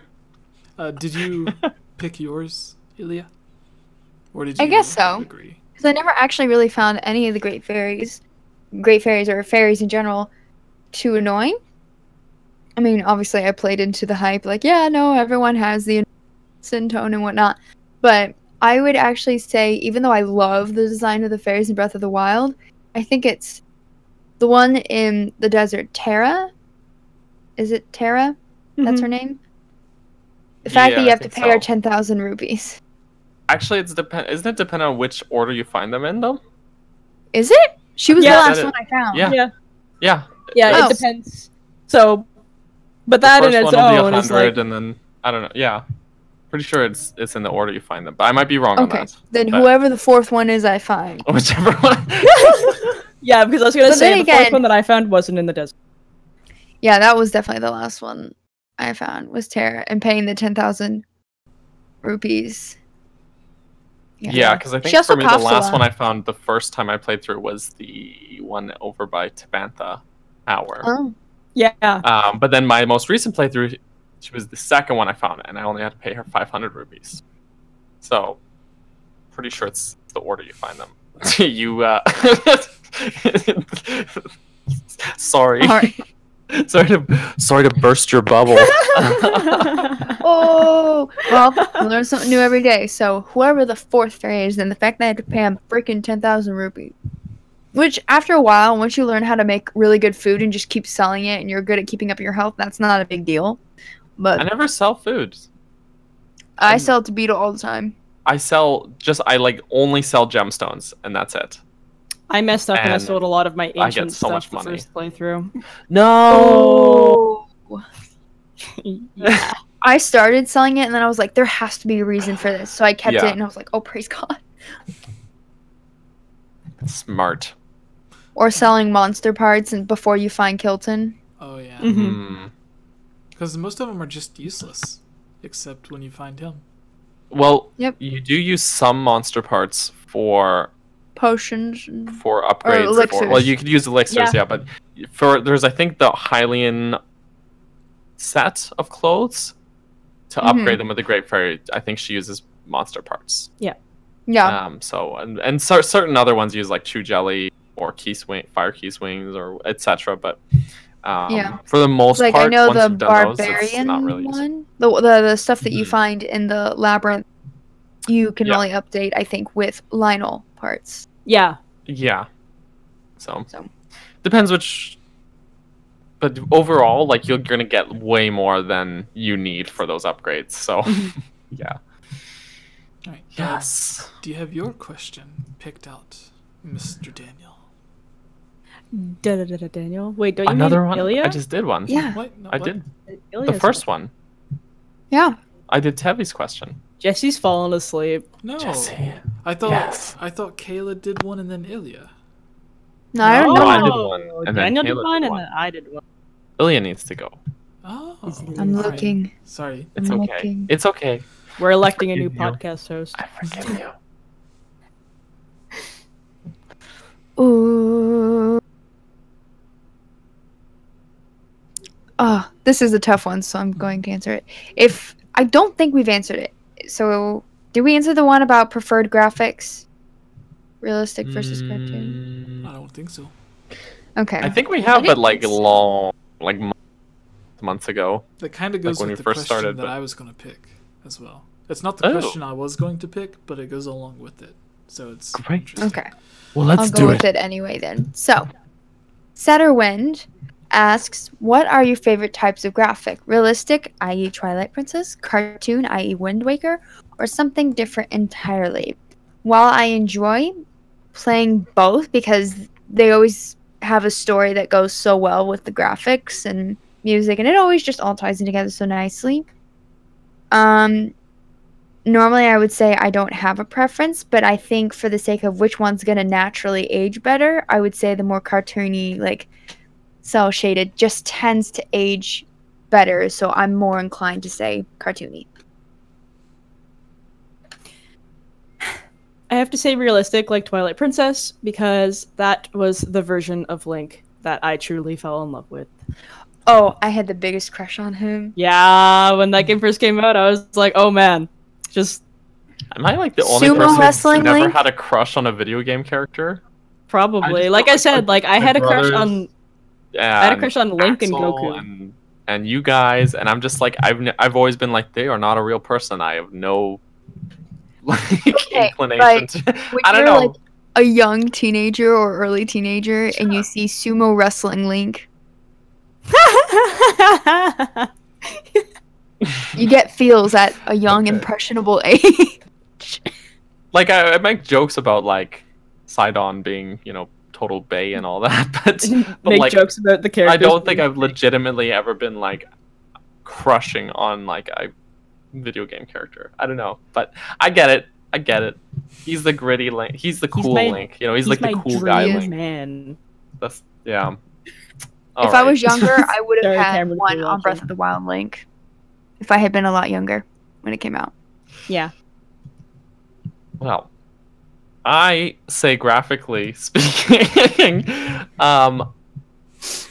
for me, Breath of the Wild struck just the right chord because I really like both. In general, I find graphics that are a little more stylistic as opposed to just going for just realistic sit better with me. In Breath of like playing Twilight Princess, I never stopped and just looked around because it was so beautiful. In Breath of the Wild, I would. In Skyward Sword, I would. Wind Waker, when I first played it, I wouldn't because I was too young to be doing that kind of weirdness. But then playing Wind Waker HD, I definitely would. Where there's sometimes the game is just so visually appealing, you just got to stop and look at it. And Breath of the Wild, the most full of that. The game is beautiful. It just really is. I will stand on a cliffside and watch the sunset in that game. But in Twilight Princess, I never really felt that inclination. And I think it does age better when you've got the game that's not trying to be the most cutting edge thing, because things are always improving too fast to keep up with. So that's me. That's me. I think you bring up a good point with that. Mhm. Sorry to interrupt. No, that no. Breath of the Wild really does hit this nice middle ground because they decided Mhm. that they were probably going to do a little bit more realistic, but they kept the cell shading just not Yeah. as strong as Wind Waker. So it was a very good. It was Middle just ground. that perfect balance for me. Yeah, like Wind Waker, It I was think good. is really fun to play and nice to look at, but I wouldn't call it like beautiful. Yeah. That's the thing. Yeah. So, but it definitely ages way better than Twilight Princess would. Although I was recording some footage for Jesse recently for Twilight Princess HD. I think that game looks really good visually. Oh yeah. But, I wouldn't just like look at the scenery in that game. I don't think so. Yeah. Jesse. I agree with Daniel 100%. I really like Wind Waker HD's look. Twilight Princess looked good. The Zelda Wii U tech demo looked really good. My perfect style would be a mix of both, which is kind of what Skyward Sword and Breath of the Wild does. But the Final Fantasy 15 style, which is basically if they put Breath of the Wild on the PlayStation 4 and gave it a lot more detail and stuff, because they're both sort of like an anime-ish look, but Breath of the Wild's like an anime using the power of the Wii U and the Nintendo Switch, whereas Final Fantasy is an anime style using the power of a much more powerful console. So, with that said, I like that mix of the both, where you have the animated look, but it's also sort of realistic, so it's not completely cartoony. Because like in Breath of the Wild, when you look at the water, it looks really good. Where in Wind Waker, you look at the water and it's just like a blank blue sheet. So, I'd say, But the water in Twilight Princess looks like garbage. I'm sorry. Oh, yeah. No, It looks so bad. hard pass. Yeah, I don't know what it is about it. I'm just like, this doesn't look that good. and Yes. that goes with the question that I was going to choose. Great. But that one's a good question too. The struggle. So to answer it really quick, Setterwind has the question, what is your favorite unique aspect about Zelda games, and what is your least favorite unique aspect about Zelda games? I want to say that this was the one I was going to pick, and it kind of went with the one that Ilya chose, because my favorite aspect is the art styles, because every Zelda game looks different than the previous. You had like the manga looking Ocarina of Time, Majora's Mask, that looks like the artwork they had for the game. And then Wind Waker was cartoony, Twilight Princess was the exact opposite, it looked realistic. Skyward Sword looked like a painting, Breath of the Wild looks like an anime. Like, eventually they're going to run out of ideas on how to make one Zelda game look different from the previous. Because, like, you can either have cartoon, realistic, whatever, but they'll eventually run out. But that's what I like about Zelda, is like each game looks a lot different than the previous, whereas like you can look at Final Fantasy X and it just looks the same as Final Fantasy 15, just not as detailed. Like the games just keep the same art style, but they look better with time, just like Call of Duty and Battlefield and Halo, where it's always realistic, it's just it looks better and better with each iteration because they're able to get more detail in it. Whereas Zelda completely changes the way it looks almost every single time. So that's my favorite thing about that. What about you guys? Are we doing all of us doing our favorites and then all of us just- doing our least yeah, favorites? just favorite, Okay. and least favorite. This is the last question. So Yes. So I mine would was going to say- be similar, oh, but sorry. yeah, you go ahead, Ilya, because Okay. I'm going to think about this a little more. Okay. I was going to say the fact, because there's a lot of unique things about Legend of Zelda, and but then there are some that I'm like, is that really unique, or is it me saying no, just Zelda does it better? in my opinion, I would say the fact that they can make something like puzzling, like puzzle games and strategy, be so freaking adventurous. Like, because I guess that's also the way they do the music and the story and the progression of the game, but that's just it. The way they were able to incorporate that to make something like a block puzzle. Some people really hate that, but I don't mind it. I love them. Be like, this is a part of my adventure. Why does this feel adventurous to me? I don't know. Maybe it's the music and everything, and it's just so good. So yeah, that's a really great, unique thing about Zelda games. All right, and the thing that you dislike. Oh, I thought we were all doing our like first. Well, we can do both. Well, what was your dislike, didn't do- Jesse? You didn't give dislike. one. Oh yeah. My dislike is how they take like 5 years to come out with another. That's a very Fair. telling dislike. That's like one thing you don't like. Well, we were talking. That they take forever. Yeah, we were talking yesterday about how Majora's Mask took a year to make. Wind Waker took like 2 years. Art takes time, Jesse. Yeah. Well, Yeah, it does. It does, but like Breath of the Wild took so long because they had to perfect the physics engine, and then they ended up working on the Switch version alongside it. Skyward Sword took so long not because they couldn't figure out what kind of puzzles or dungeons to use, but they wanted to perfect the motion control. Twilight Princess took so long because they had half the game already made with Wind Waker 2, and then America and the Western audience was just like, yeah, we don't want that. So Nintendo had to take like an extra year or two to completely remake everything to look more realistic. So the games take a long time to develop, not because they're spending that time building the world and the dungeon, but because there's usually like one very specific thing that's causing it to be delayed. With Skyward Sword, it was the motion controls. With Breath of the Wild, it was the physics engine. With Twilight Princess, it was completely changing the art style. So, and then we've seen like games like Wind Waker that came out in like 2 or 3 years that was really, really good. Majora's Mask only took a year. That was really good. Ocarina of Time would have come out a lot sooner as well, but they went through like 3 different versions of the game to where it was using the 64 disk drive, and then it wasn't. And then there was the version where it took place entirely in Ganon's castle.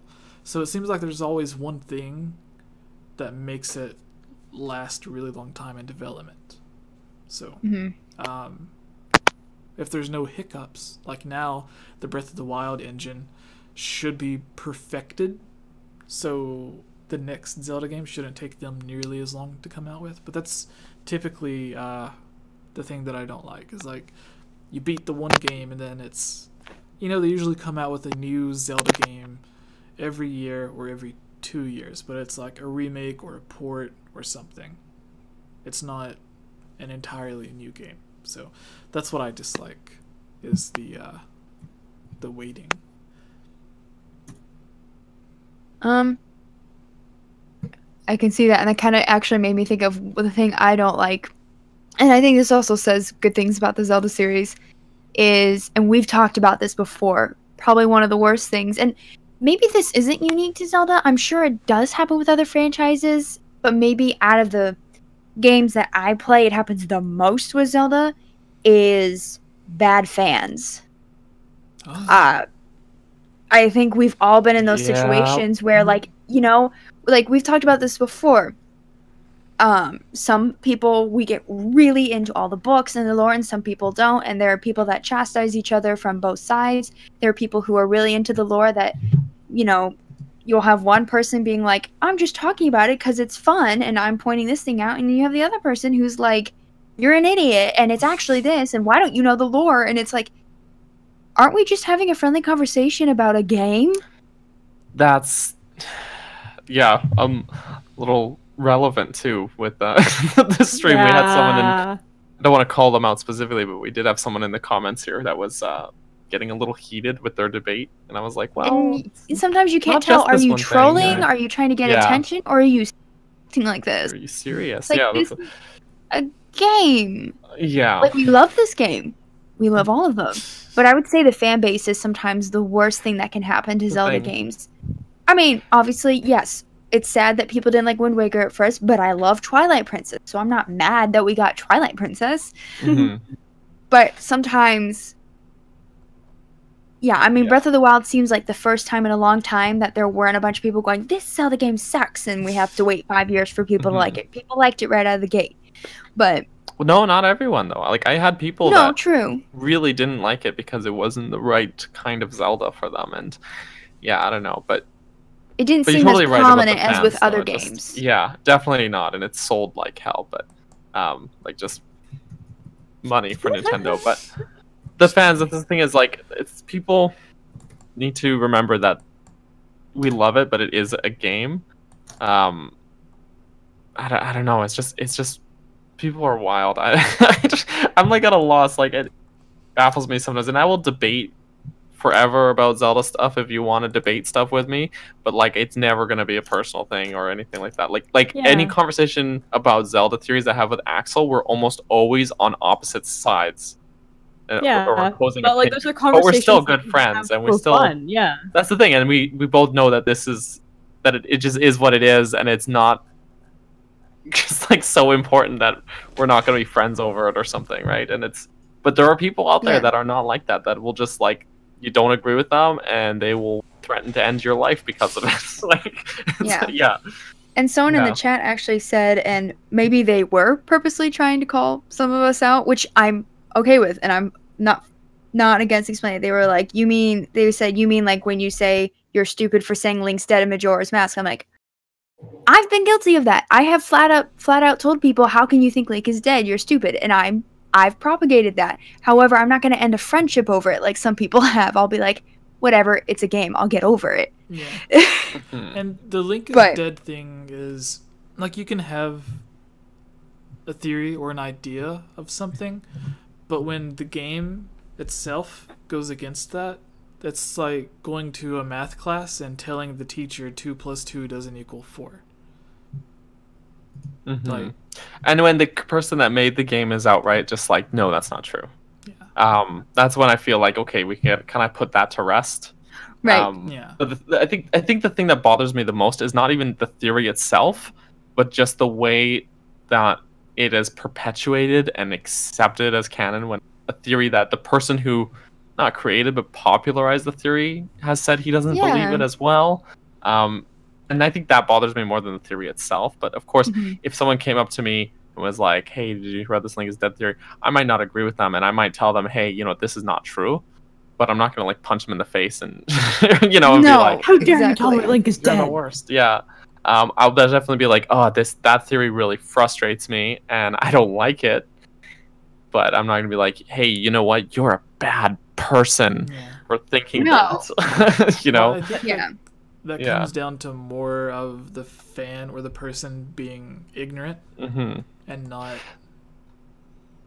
Yeah, and I think usually it's that person's aggression that makes me be like, stop it, you're dumb, more than them thinking that theory. It's more of just their way they're like, no, this is true, and I believe this, and I'm angry about it.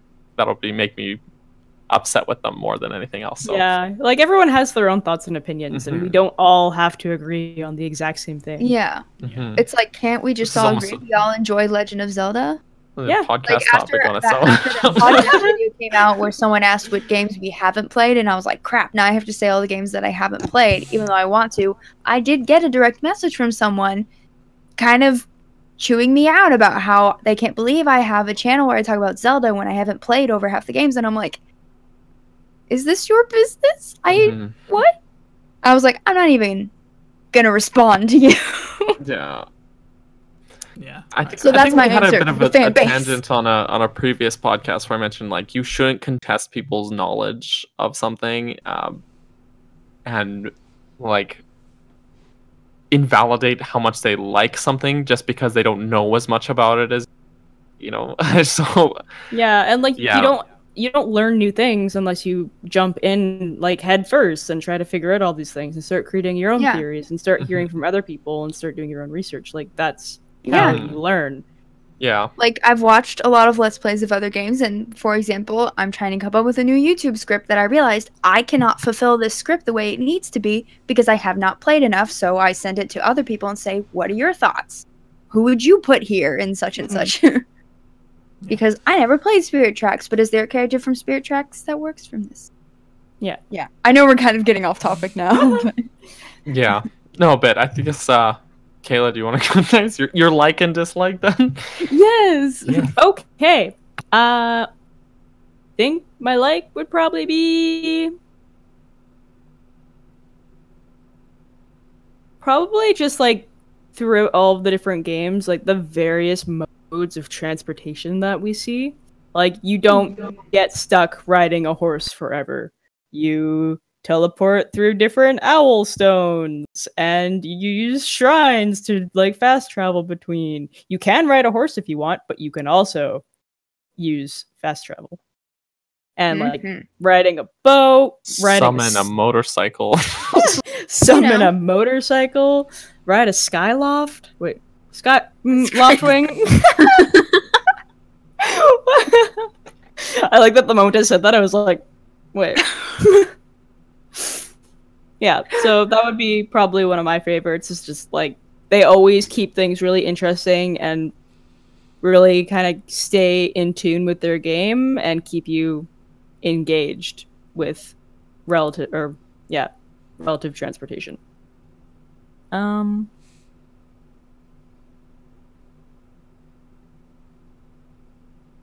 I hate thinking about things that I don't like about things that I really like.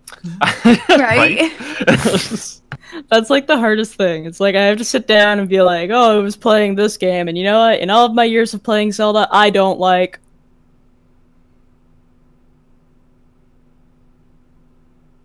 This is why I didn't go next either, because I'm still trying to think of something. Yeah.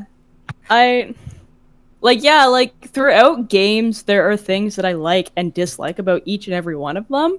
But I find for the most part that a lot of these themes don't carry on into the next game because Nintendo listens to their fans. They see like, oh, okay, so this didn't work out in this game, so maybe we should avoid it in the next one. Even when we're ridiculous about it, they listen and they make it work. Yeah. Once Nintendo starts repeating mistakes in Zelda games, then I will come back to this and be like, hey! That's all I got. I literally can't I've been thinking about this the entire time the question came up, and I'm like... Pig nose. Alright. Daniel, do you have... Yeah, well, I guess mine kind of is similar, kind of ties into all of what everyone already said, but the big thing for me is like that it is an evolving series. Like it's never stagnant. Every Zelda game is like very different from its predecessor. Even if you took what most people like, I've even said like there's certain derivative features. You could say Twilight Princess is very derivative of Ocarina of Time, which is very derivative of A Link to the Past. But those three games being, I would say, the most similar from each other, discounting remakes or A Link Between Worlds is obviously similar to A Link to the Past, but even those games that are the most similar to each other are super different from each other. And that's something I love, is that this series is been going for 30 years and has not stagnated because it knows how to evolve and to constantly change. And that is something that has helped us stay relevant for so long, and I had kept it to feel so fun, because there's always a game there's games where I'm like, they've thought of everything, like what's next, right? And then they'll have something completely new that's gonna make me stop and think about new mechanics and how it's gonna affect every puzzle.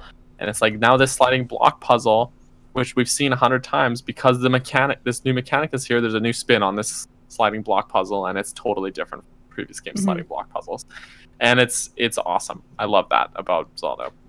Total fanboying.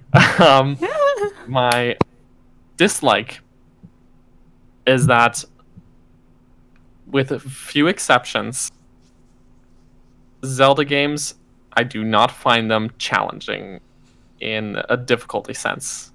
I find there are times that I have to stop and think, and there are puzzles that I'm like, this is a really smart puzzle and it's really unique and I love it and it's very creative.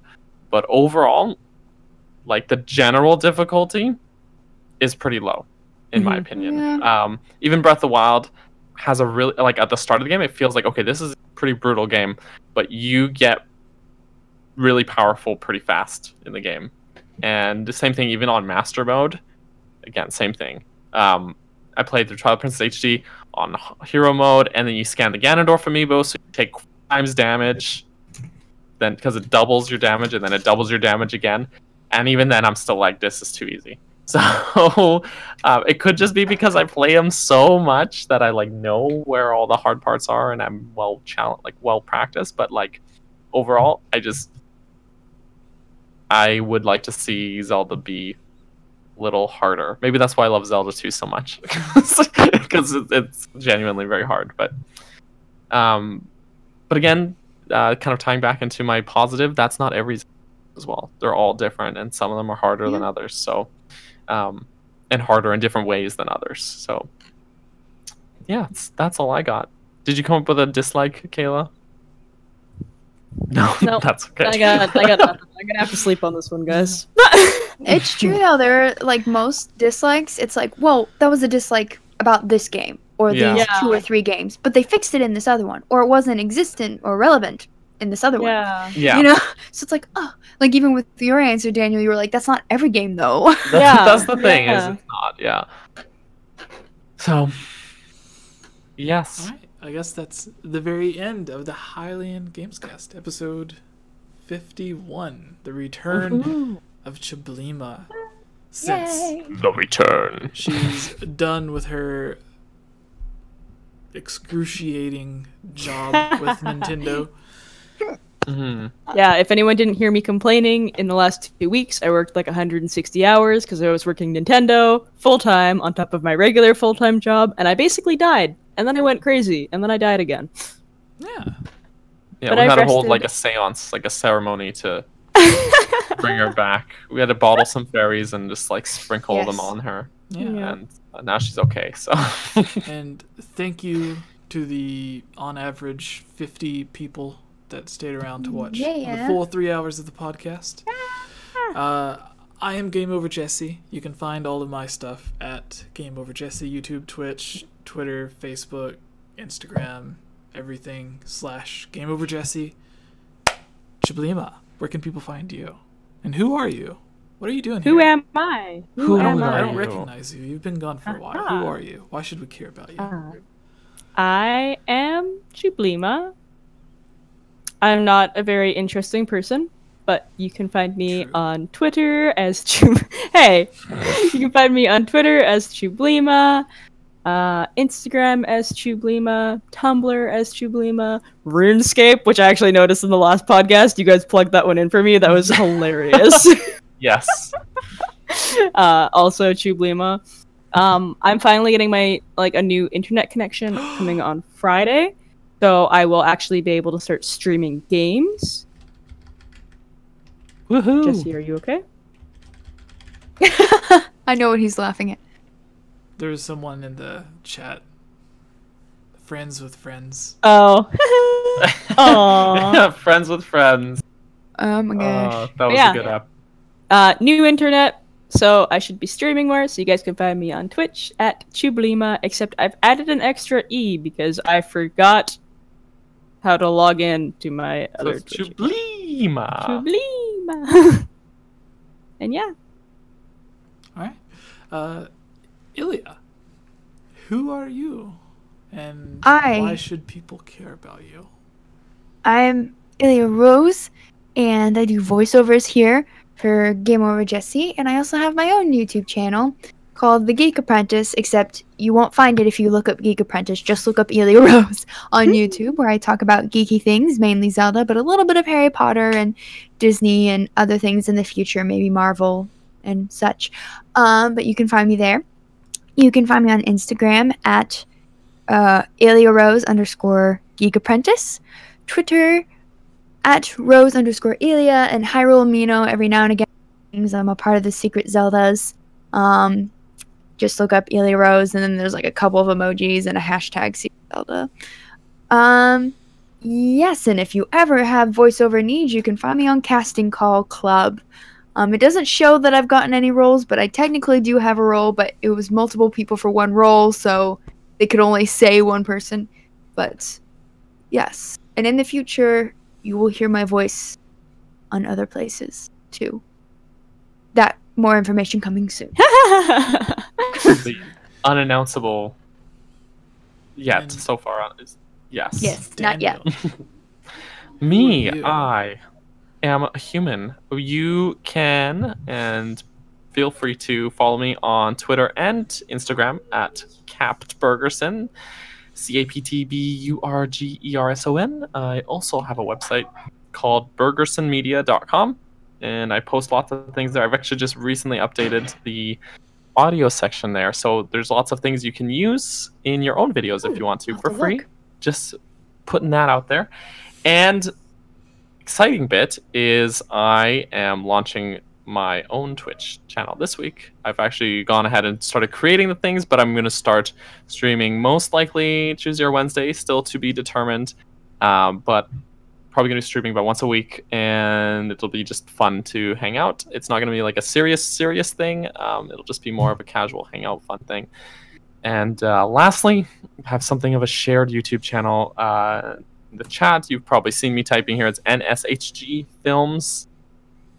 And that's where I post more long form things like that. There's a nice little playlist you can find of videos I've worked on there. Yes, that's all the things where you can find the things that I do. Your list is growing. It's just getting too big. I'm doing too many things. I've even cut out all the other stuff where it's just like people I've edited for as well. So I mean, Someday you're gonna have to be Yes. like, oh yes, I am Burgerson. You can find me at Holds Up List. everywhere. Honestly, yeah. Because if we start counting those, like, oh, and I used to do videos for Nintendo Prime and ZeldaInformer.com, and I've edited videos for these 3 channels, and so it gets to be a little messy. But on that website I mentioned, BurgersonMedia.com, I've got all of that information about who I've edited for and with and worked, collaborated, etc. And so that's the best place to find everything I do. Yes. And once again, I am Jesse, or Game Over Jesse. Everything is just Game Over Jesse. So to recap, we have Rose _ So much Ilya, easier. we have Chablima, and we have Capt Bergerson. So thank you everyone for watching. Some people in the chat were asking what this was, so I don't know if they're new, but this was Hello, the Hylian newbies. Gamescast. We go through a bunch of the news from the week, discuss it. We review, in quotes, we review a game, Zelda, Breath of the Wild, Wind Waker, Banjo Kazooie. Some other stuff. Super Mario 64 was last week. Who knows what next week will be. You guys can submit games that you want us to talk about or theories that you want us to discuss. And then we end it with the Zelda mailbag, where we answer questions sent in from you. But we've been on for almost 3.5 hours. So thank you everyone for watching. Thank you, Ilya. Thank you, Chablima. Thankfully, Nintendo was able to let you go so you could be on the podcast this week. And thank you, Daniel. And thank you, Jesse, the main Yes. man. Yes. Thank you. Our man. Old Bye, Jessup. everybody. Bye.